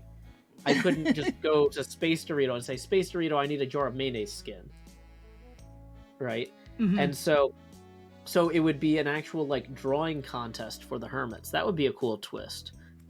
That would be cool. And it's enough of a thing though where we still have the core gameplay, but we broke PvP and PvE into separate prize pools, so that way people who don't PvP at all aren't at a huge disadvantage or whatever. And you could also, here's an idea, Cleo. Here's one of the ways you differentiate. There's another Canadian for the Mountie box. I'd forgotten about the Mountie box. You have 3 different judges who provide the prize pools for each thing. So you might say, I'm going to be the art contest judge, but the PvP contest judge will be Grian, because he loves PvP contests, and he can make the rules for exactly how the PvP works in the scoring. And the PvE contest judge can be Tango, because he loves farms and knows what would be fair. And so then you get a collab where you meet with Grian and Tango to plan this. Yeah. And then maybe Tango doesn't want to do it, and then you get Doc, who knows a lot about farms, instead. You know, something like... I really just want to compete in the art contest. That's what I want, is I want to compete in this art contest really badly now, because I'm spending all my time doing pixel heads right now. And that would be really fun, right? Right. Actually, that would be a really nice competition to do. Pixel art heads, so you get them in different categories. So, for example, flowers, food, player heads. Oh, yeah. So you could call them, you could do categories of things like, so in general, they would have to be things that are generally squarish in nature, I think is the problem. Yeah. But, so you could have a cake contest where people try to design different cakes, because cakes are often that shape, right? You could have a canned or jarred preserved food contest, where people try to make the best jars or cans of like pickles, mayonnaise, whatever. And then you could have what would be other good. You could also you could have like a category. You could actually run different categories throughout the year. Hold on. So you could say in September, because people want to start decorating for Halloween. In September, we'll do a spooky contest, and then then we'll sell them in October. Yes, I see where you're going. You could, and so for Valentine's Day coming up, you could be like, we're gonna do cakes, because we're gonna do sweets, cakes, candies, cookies, anything like that. And then, the next month you could do something else. You could do flowers for spring and March. Right. Yeah, I see where you're going with this. I'm just trying to think about this is going to take... This is actually a cool... If you don't want to do this, I might do this. No. I definitely want to do this. I want to compete. I don't want to judge, but... Well, it ties in nicely with what I said I wanted to do, so... Perry Dahair says, "Oh boy, when Joe starts thinking of seasonal options, you know he's determined to see this through."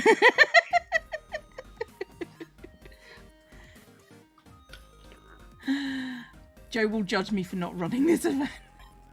Well, but realistically, though, I love the idea that the decor in the season changes over time to match, what's going on in the real world, and like it's fun and it's cool. I don't know.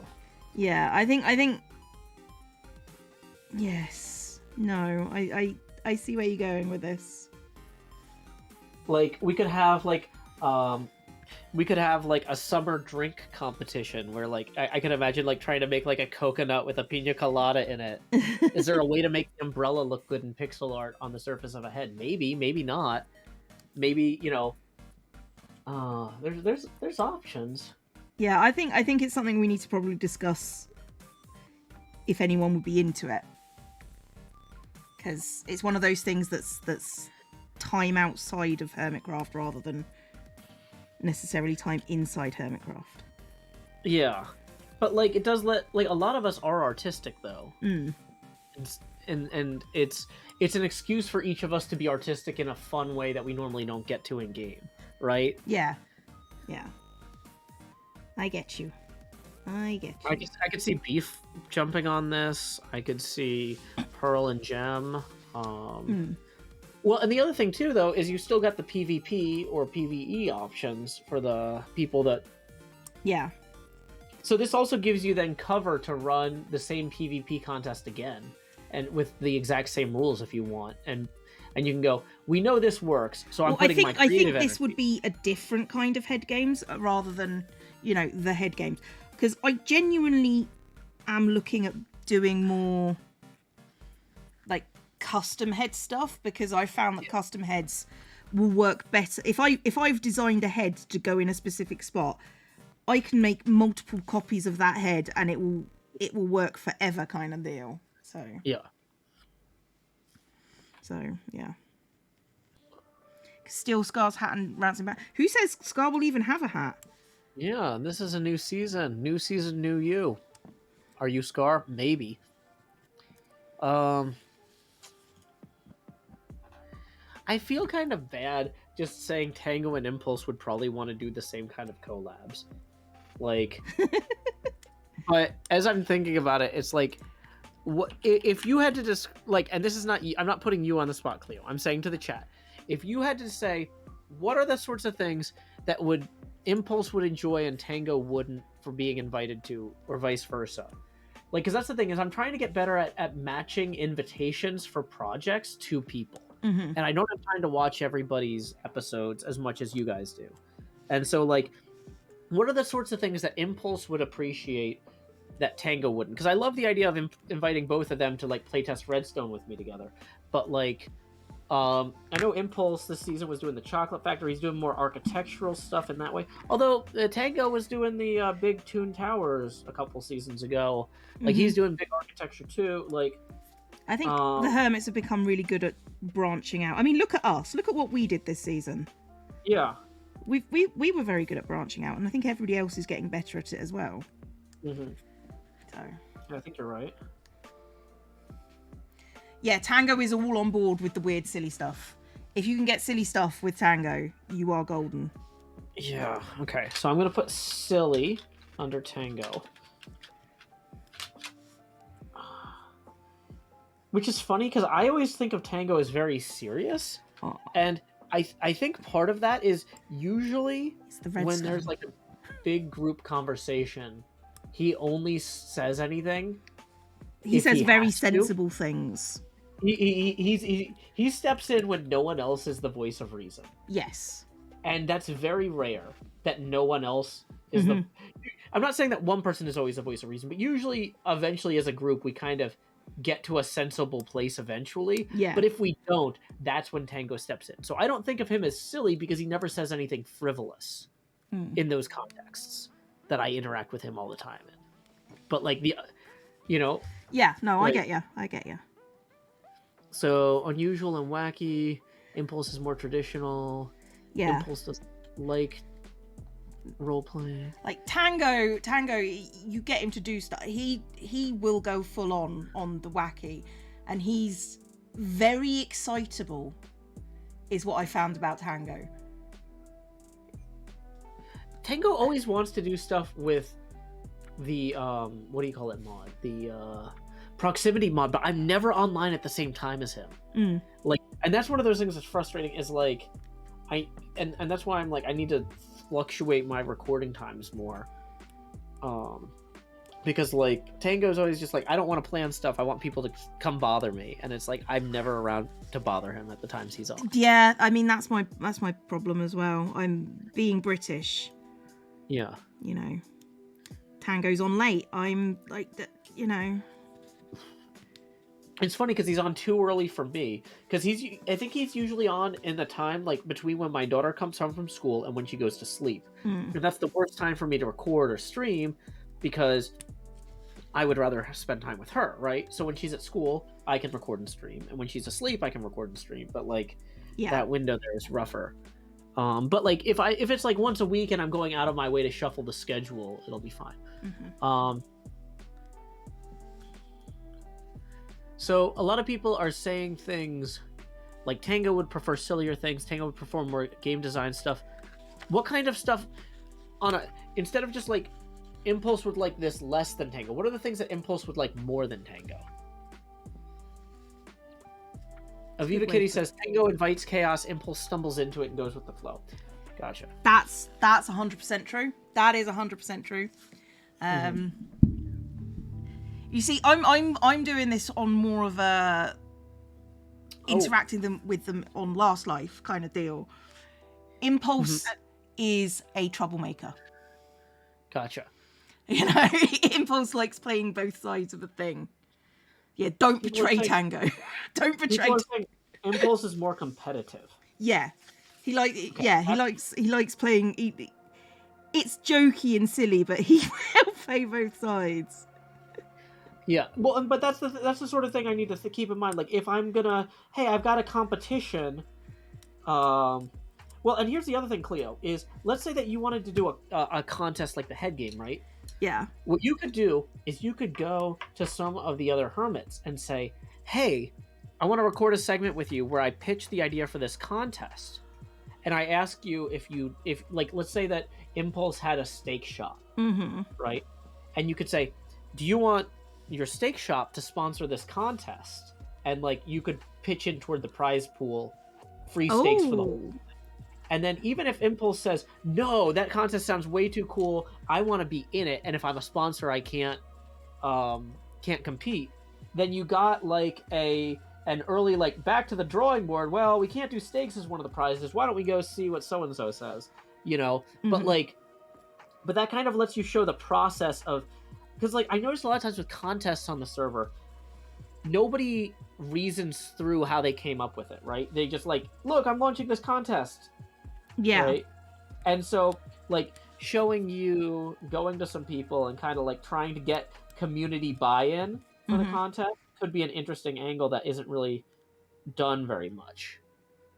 Tango's Ravager airdrop response to the Boatum crew is a good demonstration. Yeah, don't double cross Tango. Yeah. He is creative. Impulse is more musical. He likes. Okay. Impulse seems to lean towards his background. So if you've got a twist on an old movie inspiring a build or a musical reference, that's Impulse. So if you're building something that's related to movies, for example, that might be something that is Impulse. Well, and so, another thing you could do in terms of like the note of Impulse being competitive is you could invite 3 shop owners to come in and hear your pitch about this game you're planning, and then say, but there's only 1 title sponsorship slot. What would you bid to have this called the Impulse's Steak Shop mini headhunt or whatever versus the Tango Tech's Iron Emporium headhunt versus the Pearlescent Moon's Llama Rama headhunt? Like that could be a fun collab. That's good, Joe. That's good.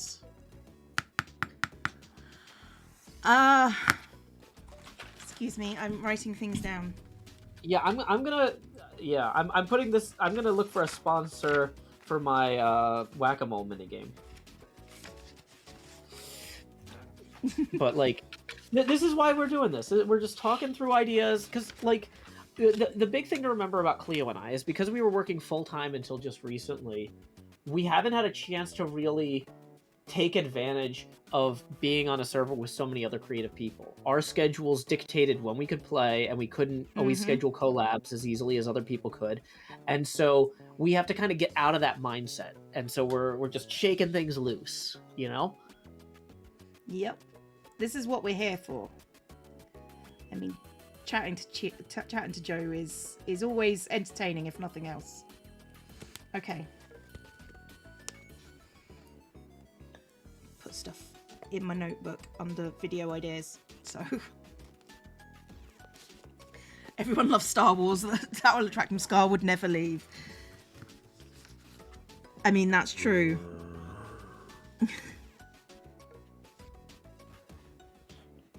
Okay.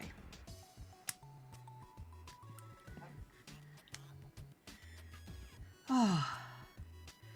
See you later, Haddock. A lot of people are saying Tango and Etho will choose fun over efficiency. Oh, any day, yes. Yeah. And, like, Etho is another one. It's hard to think of, like, if Etho has a big job, he doesn't mind saying, hey, does anybody want to come chop down a bunch of trees in the minigame district? Like, I can... Or, like, sometimes when he builds a minigame, if it breaks, like, I have a collab where it's like, hey, I think a bunch of my stuff fell into your minigame, and he flies over and helps me. But, like, I never really had anything in Season 8 where I could be like, hey, Etho, want to do something. Like, Etho wants to cause trouble. That's what I've learned about Etho. Yeah. And I might see what I can do to cause trouble with Etho.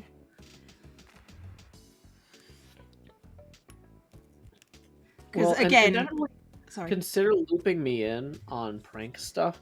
Anything that requires like a ludicrous amount of manpower to do quickly. Like, I can wake up at 2 a.m. my time. I can set an alarm and just like, well, because like a lot of pranks too, you have to do when nobody's awake, right? That's true. And it's like we got 15-minute window to do this before Mumbo wakes up. Whatever. Yeah, I guess. Yeah, I mean, to be honest, you're one of the first people I go to if I'm thinking about stuff like that. But yeah, if I'm doing a prank, it's usually a micro prank where it's just sort of like, I got to build this thing very quickly, and it's going to be like 4 or 5 blocks, and then I'm going to run. Yeah. Well, I guess what I'm trying to figure out is like, what could we do where we involve other people, not just each other, but like. Oh yeah. Yeah. Okay. I am going to take a quick hydration break, and I will be right back, Cleo. Okay, that's fine, Joe. Oops, that's the wrong camera. You drink. You're allowed. Yeah, I'd be a very bad friend if I didn't allow him to drink occasionally. I'm actually almost finished this koala. this koala is a lot of work that I hadn't, like, it was an hour last time and it's been at least 3 hours this time, so. Oh, I shall also take a hydration break. Didn't you enjoy Prank Impulse in season 6? I mean, only technically. We did build a whole thing about what a bad friend he was. I don't know if he's taken that personally or not, to be honest. And I did prank Doc once. Chess Nightmare resubscribe for a 6 months of Cleo. Woo! Does the koala get put on some colourful paper when done, or something else? I mean, it's just a thing at this point. I'm doing this because I enjoy it, but you know, I don't know. Koala is just here. I mean, lots of things I just make for the sake of making rather than to do anything with, you know? Which is, I guess, the point of some crafts. What did you do? What did I do to Doc? He got the Christmas prank. He got the TN tree. And then I made it really worse because I used arm stand baubles so he couldn't take the TN tree down without leaving the baubles there. It was the best thing I've ever done because I found it hilarious. Because he came to me, he goes, "You've put all these bauble things on here." It was grand. I can't do anything without it. I need to leave it because it's nearly the end of the season.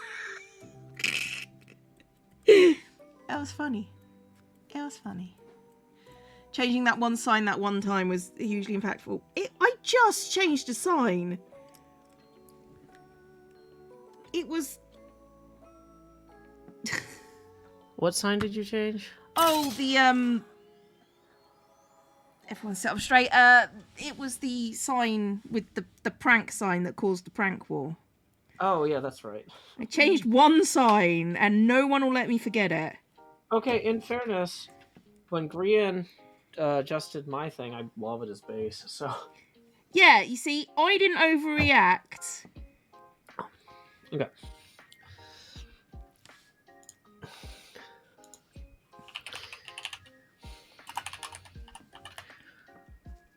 Okay. Koala would probably look good with light behind it. Maybe with... I mean, yeah, but then I have to get light behind it and get coloured film. You see what a bind I'm in?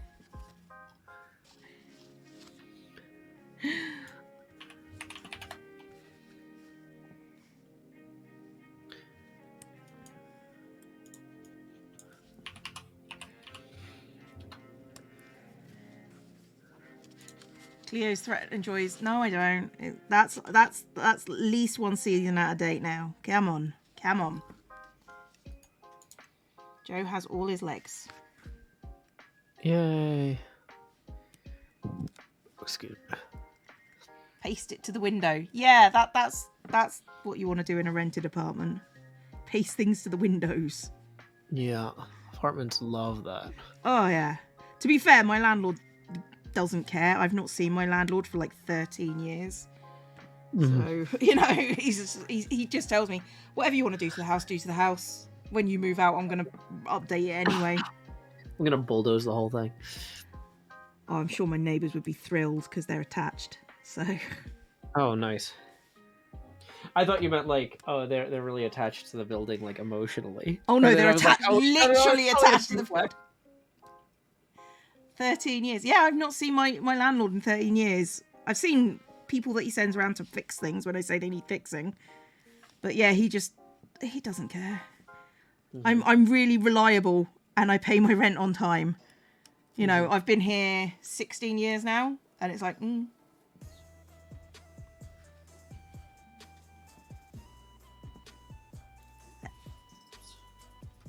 I don't really want to sell my crafts particularly because I feel like that's a bit cheeky. And plus I don't want to have to send things anywhere. Yeah, that's the big problem with that stuff is like, if you try to ship it and it doesn't go well, then it's like, well, it was one of a kind, so do I make another one? Do I give them their money back? Mm-hmm. What if I only spent that money on a new freezer. Okay. I've already spent enough money on new freezers. Well, you can always use another. No, No, you can't. I can't fit another one in. Well, okay. So, what I'm doing now is I'm trying to frame out. Okay, so the default Steve Minecraft face is kind of like this. And it's got some like tan. 1, 2, 3, 4, 5. Are you planning a new look, Joe? I am. Now that I've drawn everybody else, not everybody else, but like a lot of the other people, I'm like, okay, I'm ready now. To new year, new me, Cleo. How many freezers do I have? 0 right now. I've lost everything, and I've lost all the food I put in there that I made the day before. Okay. They have pearlescent frog lamps in the Bedrock beta. Is there a new Java beta today, or only Bedrock? I don't know. Okay, so here's what I'm thinking, Cleo, is maybe I have my hair come down over my shoulders. So, like on the actual shoulders and the skin on the back, have the hair actually like be the actual length it is. Yeah. Like down to my shoulder blades, roughly. So I keep the t-shirt, but the hair would be longer, and then I want to add the green glasses, and I'm not sure if that's even possible. I mean, sure. Because I feel like they'll be overwhelming. They would be, but you can put them on the next layer. Yeah, that's what I'm trying to figure out, though, is like, like, for example, because I can't necessarily, like, I might just have to have the tops of them. Yeah. Or something. Or have them, like, so, like, have them kind of go like this. This is why I have maybe a skin artist that does.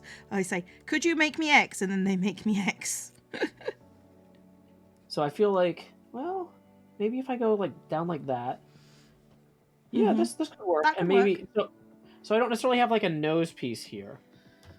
But you could do transparencies, because transparencies work. Oh yeah? Yeah. That's cool.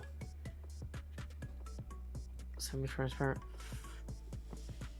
Yeah, semi-transparent. So if I put the green here and here, I feel like that's going to be overwhelming. I think you probably. I feel like I need a gap there. Yeah. But I don't know.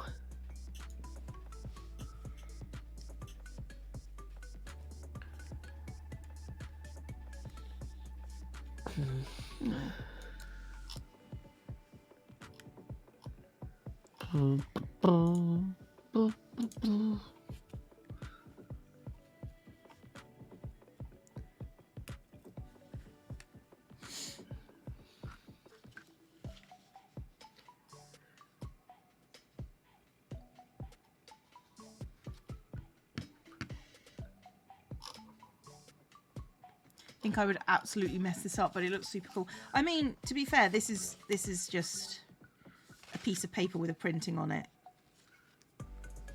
I mean, anyone could do this. I mean, unless, you've got a condition that allows you not to do it, then I'm sorry, I shouldn't have brought it up. Yeah, people are saying that this almost looks like a domino mask. Oh, God. Like Superhero glasses. Joe. Yeah, is that like Joe as a superhero? Maybe. Fact, Joe is Green Lantern.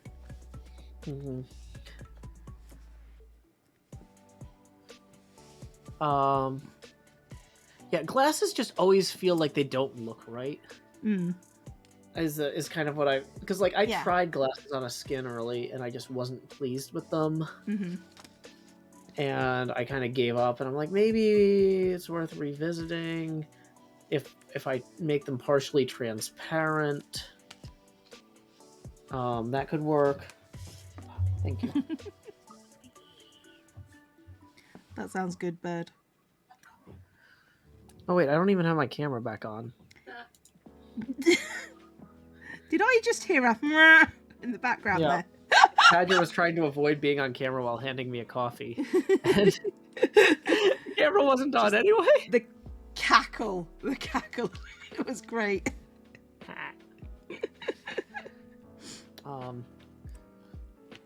People are saying I could do a Green Lantern thing this next season.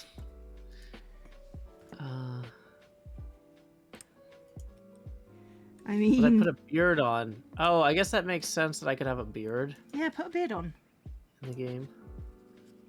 I feel like I'd need to switch over to the white mouth for that. Why do you have to have a mouth? Yeah. I don't have a mouth, Joe. Why do you need a mouth? Why are you special that you need a mouth? Why am I special that I need a mouth?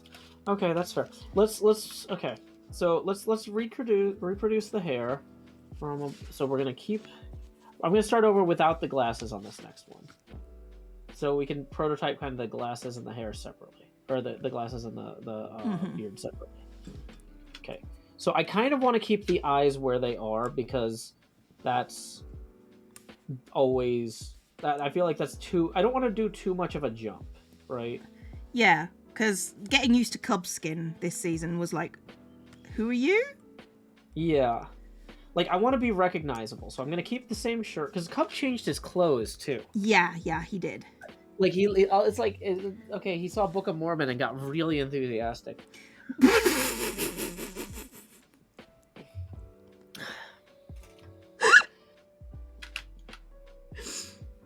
Is that not what happened? I don't know. You're But laughing like that's not what happened.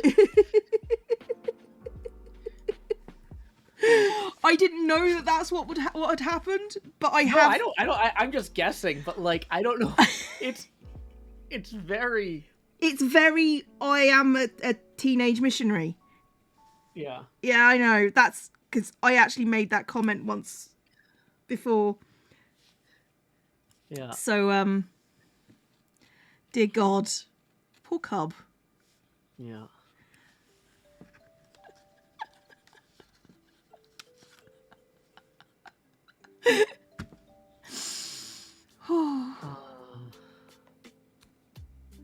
Thanks, Branny.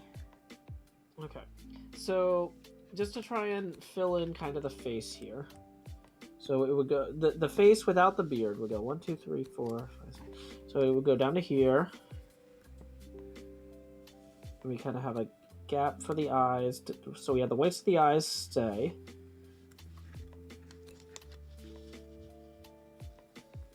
So there's your basic Steve skin without much detail on the face, or without much detail on the mouth area there. Hold on.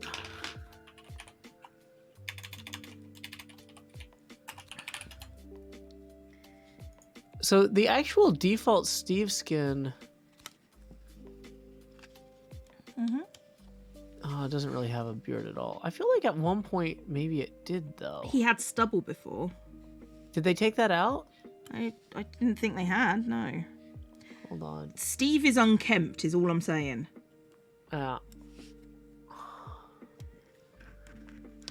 So some people, okay, I'm looking at like, so so it looks like for like some of the Steve toys, they gave him more of a beard. Yeah.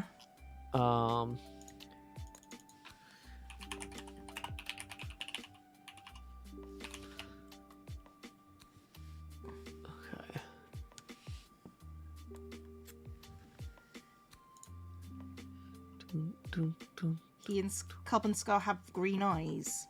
Huh. Didn't know that. Okay. So if we did my current facial hair, let's see that kind of starts. So in terms of like, I'm framing my face. I'm like, if only I had a mirror. Let me just switch to the OBS. Dear God. I'm trying to be creative. It's a challenge sometimes.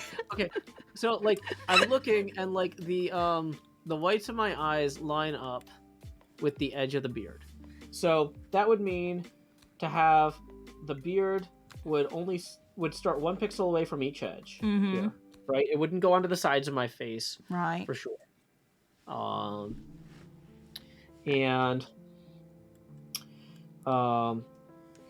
actually, the trick would be to have the beard go down, where the t-shirt is too. Mm-hmm. In the I same mean, way you that need to put it hair on the goes overlayer down. at some point. Say again? Put it on the overlayer over the t-shirt. So you have a Mhm. t-shirt and the beard over it. Yeah.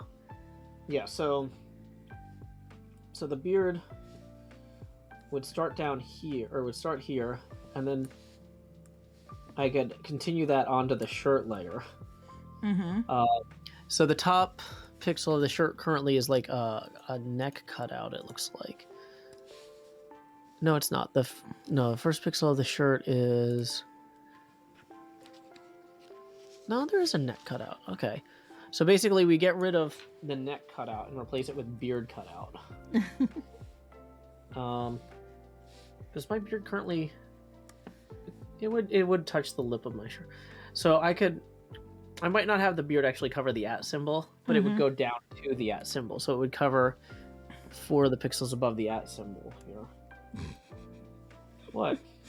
No, this just amuses me. I don't know why it amuses me. It just does. Okay, I'm glad that we can amuse you, Cleo. Oh. People are saying Beef and Rendog also have beards. Well, the thing is,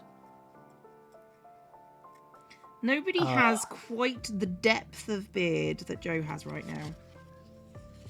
Beef and XB have beards that they connect to their sideburns, which I don't have. Mine cuts off here.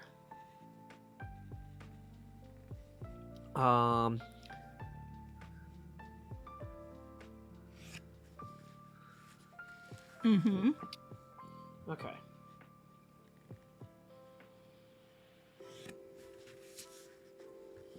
So, in some ways, though, maybe I actually want to pull...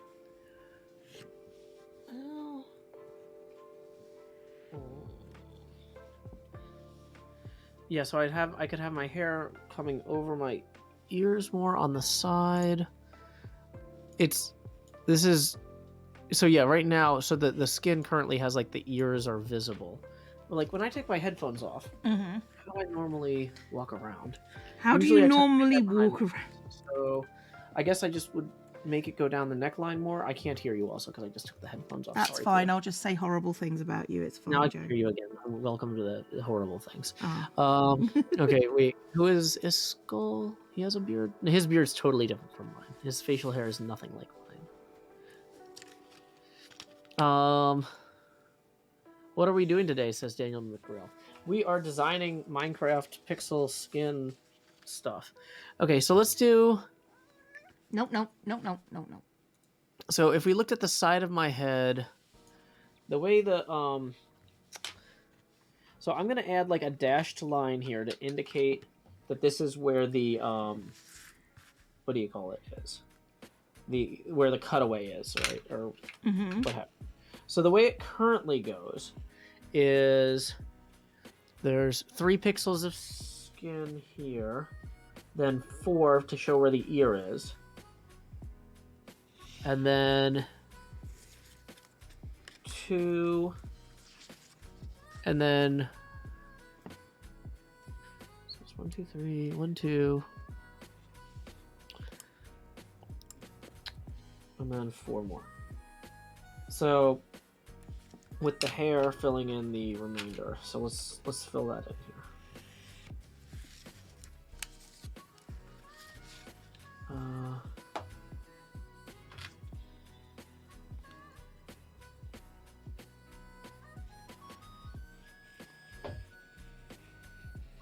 So this is the default Steve skin hair right here. I think what we probably want to do, if we're gonna have the hair go like over my shoulders or whatever, and possibly down the front of the shirt, is we need to go behind the ears, but then have it immediately come down. So we get rid of these 6 pixels of skin here, and then maybe even one here under the ear. So then we've got it like it's coming down there. What, Clea? This is how people design things. You put work I into it. didn't say anything. I You're just making giggled. a lot of noises like you don't approve.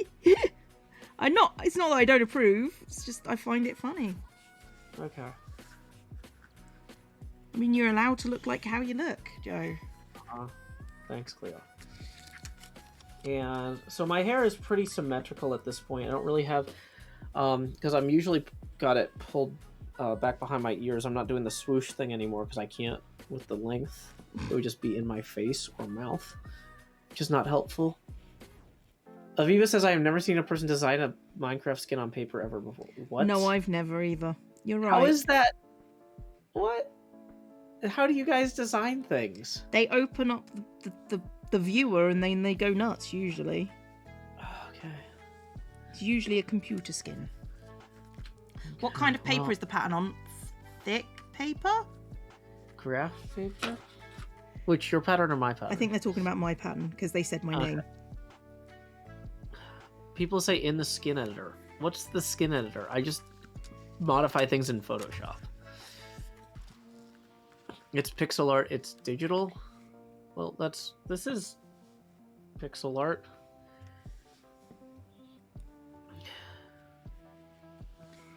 He's planning, everybody. He's allowed to plan however he wishes to plan.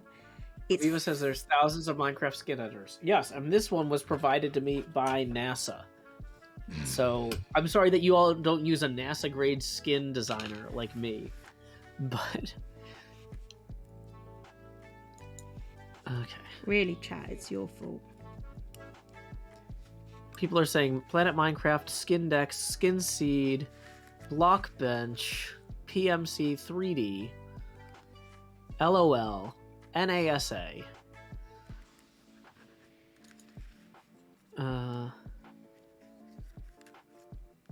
People are saying TFC Skin doesn't have a Santa-style beard like him at IRL. Well, maybe I'm... If the point is, if I'm gonna do this, I want to do it, like, all out, right? Like, okay, so it looks like the shoulder blades on Minecraft start 3 pixels up. Hang on. So we could go 3 pixels up there. Face it towards So the camera. maybe let's restart with a shirt. My koala is done. Yay, koala. I am finished. Yay, koala. Okay, this is the midway point here. So... And we are heading towards the end of days. I mean, the stream. Yeah, same thing. Oh no. Okay, hold on. So... Oh, that hurt my hands quite significantly. Oh no. I know, right? Oh no. Don't know what to do with it now, but... Okay.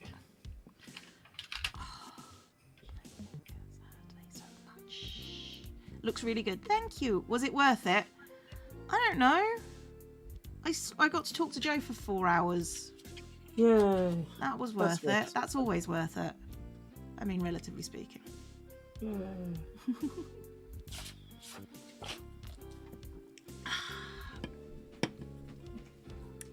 And I'm just going to chill now. Frame it. But where would I put it?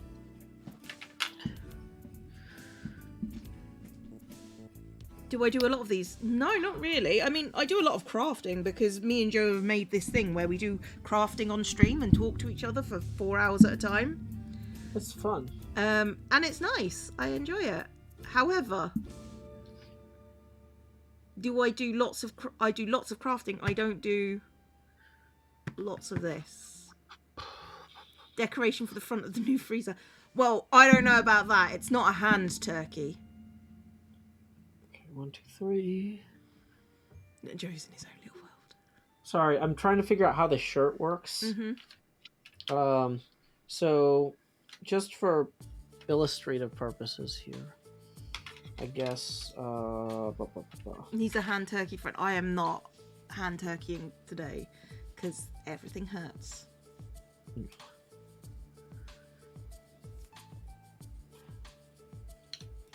Thank you, Winnie. Mail it to do. Make what's done with it his problem. That would require two things. One, me to go to the post office to mail it to Joe, and knowing where Joe lives, I can't mail it to Joe Hills at the Greater Nashville area. No. I mean, I could. It would be in hilarious. the city. You know, they wouldn't. The Greater Nashville area is way too big. Okay. Could cut out some brown paper to go behind it, but that would require having brown paper. So yeah, if I put the beard on the beginning of the shirt here, I feel like that's an interesting kind of effect. Mm-hmm. And like, I almost wonder if I could do 2 pixels here. Like, if the @ symbol would still read clearly enough with the beard going down there. That'd be a little fun. Now, also, like, right now my beard is pretty long. I need to shave it because it's hard to wear masks, but I'm not really going anywhere or doing anything right now, so. Yeah. I mean, that's fair. I'm sure the fridge comes in a big brown cardboard box. No, because I've paid to have them remove my old fridge and the packaging. I've been smart. They're taking it all away for recycling, so I don't have to. Nice. Yep. Didn't Scar have a wizard's beard in season 7? Oh, did he? Let me pull him up in Name MC. Is he good time with Scar? Scar, not in season 7, but not in season 8. Yeah, I'm trying to find his wizard beard. Just put it in the happy I made this folder and relax. I mean, that's basically what I'm doing. You guys are my happy I made this folder. Currently. I don't see him with a wizard beard. Um. Although he has 63 skins, so I might not have gone back far enough. When he was with his snail, he definitely had a wizard beard. Okay, page 1. Let's try going back to page 2. Have you seen Disturbingly Ripped Scar? He has one where he's super buff. Yes, I have personal experience with that one. I'm traumatized. Oh, okay. So, yeah. That's one of his last life skins. Yeah, okay. So I'm looking at his beard in the beard one. Yeah, that works pretty well, actually. So, yeah, he does it with a layer overneath or over top of the face. It's the opposite of underneath. Whatever. It really is a jerk. Scar's inflatable muscles. My favourite one was the diamond armour that he put on himself to pretend that he had full diamond armour and he was just naked. I enjoyed that one. His diamond jammies. Wait, did I mess this up copying it over from the... Oh, yeah. It's not that the beard was going to be less wide, it's that the mouth part needs to be more clearly defined. There we go. See, one of my favourite Scar jokes, and it's a joke obviously only Scar could get away with, was when he had his mountain top, and I think it was Martin came up to the mountain and goes, "This really is not accessible," and Scar goes, "Well, I know everything I need to know about accessibility," and it's just like, no one else could make that joke. Well done, Scar. Hey, welcome Aline the Wizard. Glad you could join us. Okay. I mean, I feel like this is a reasonable start. Now, the trick is, too, though, that I was originally thinking like my hair would come down over my shirt, but it has to come over the shoulders. Mm-hmm. How big are the shoulders? Are the shoulders 4 more pixels? Yeah. Okay. So if my hair is coming over my shoulders here, then that would come down like this as well. Maybe. I think you want to look at my skin if you want to look at hair coming over shoulders. Oh, that's a good point. See, this is a good time to do brainstorming stuff, is with other people to help. Zombie Cleo. So the thing is, though, your hair is coming over the front of your shirt, but the issue with that, though, for me, is it would interfere with the beard. Fair. Also, your hair doesn't go down your back at all. It does. Some of the skins it does. It depends on which skin it is. I mean, apparently. my aerobic skin, no, because it's in a side ponytail. Oh. Because we had to make it as 80s as possible. If you look Okay. at my normal yeah, regular skin. So your normal one, it goes down. Okay, almost to your legs, but not quite. Okay. And see, I noticed that you have a lot of texture and contour to it. Mm-hmm. So I need to do that, obviously. Obviously, yeah. And you're doing the 3-pixel shoulder or the 4-pixel shoulder here? 3 pixel. I'm on Alex. Wait! You can do layers on everything, not just the face. Oh yeah. I thought that layers were only for the head, but so you could do those on your arms and stuff too. So I could have the hair coming over my arms or over my back. Yeah. Okay. Joe has a cousin it skin. I have a what? Cousin it skin. Beard and long hair. Yeah. You're turning into cousin it, darling. Maybe. Okay, Joe, I'm going to have to head off. So. Okay, well, you know what? I'm going to go ahead and wrap up too. So we'll go ahead and say goodbye, and then we'll do our separate raids, I guess. Okay. Alrighty, have a good night, Cleo. Or have day. a good night, Joe. I'll see you later. Bye. Alrighty, keep adventuring, Cleo. I will. Disconnect. Okay, right. Thank you for coming out.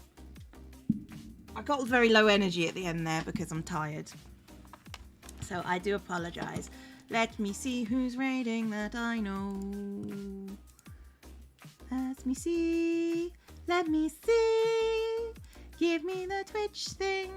Let me see. Okay.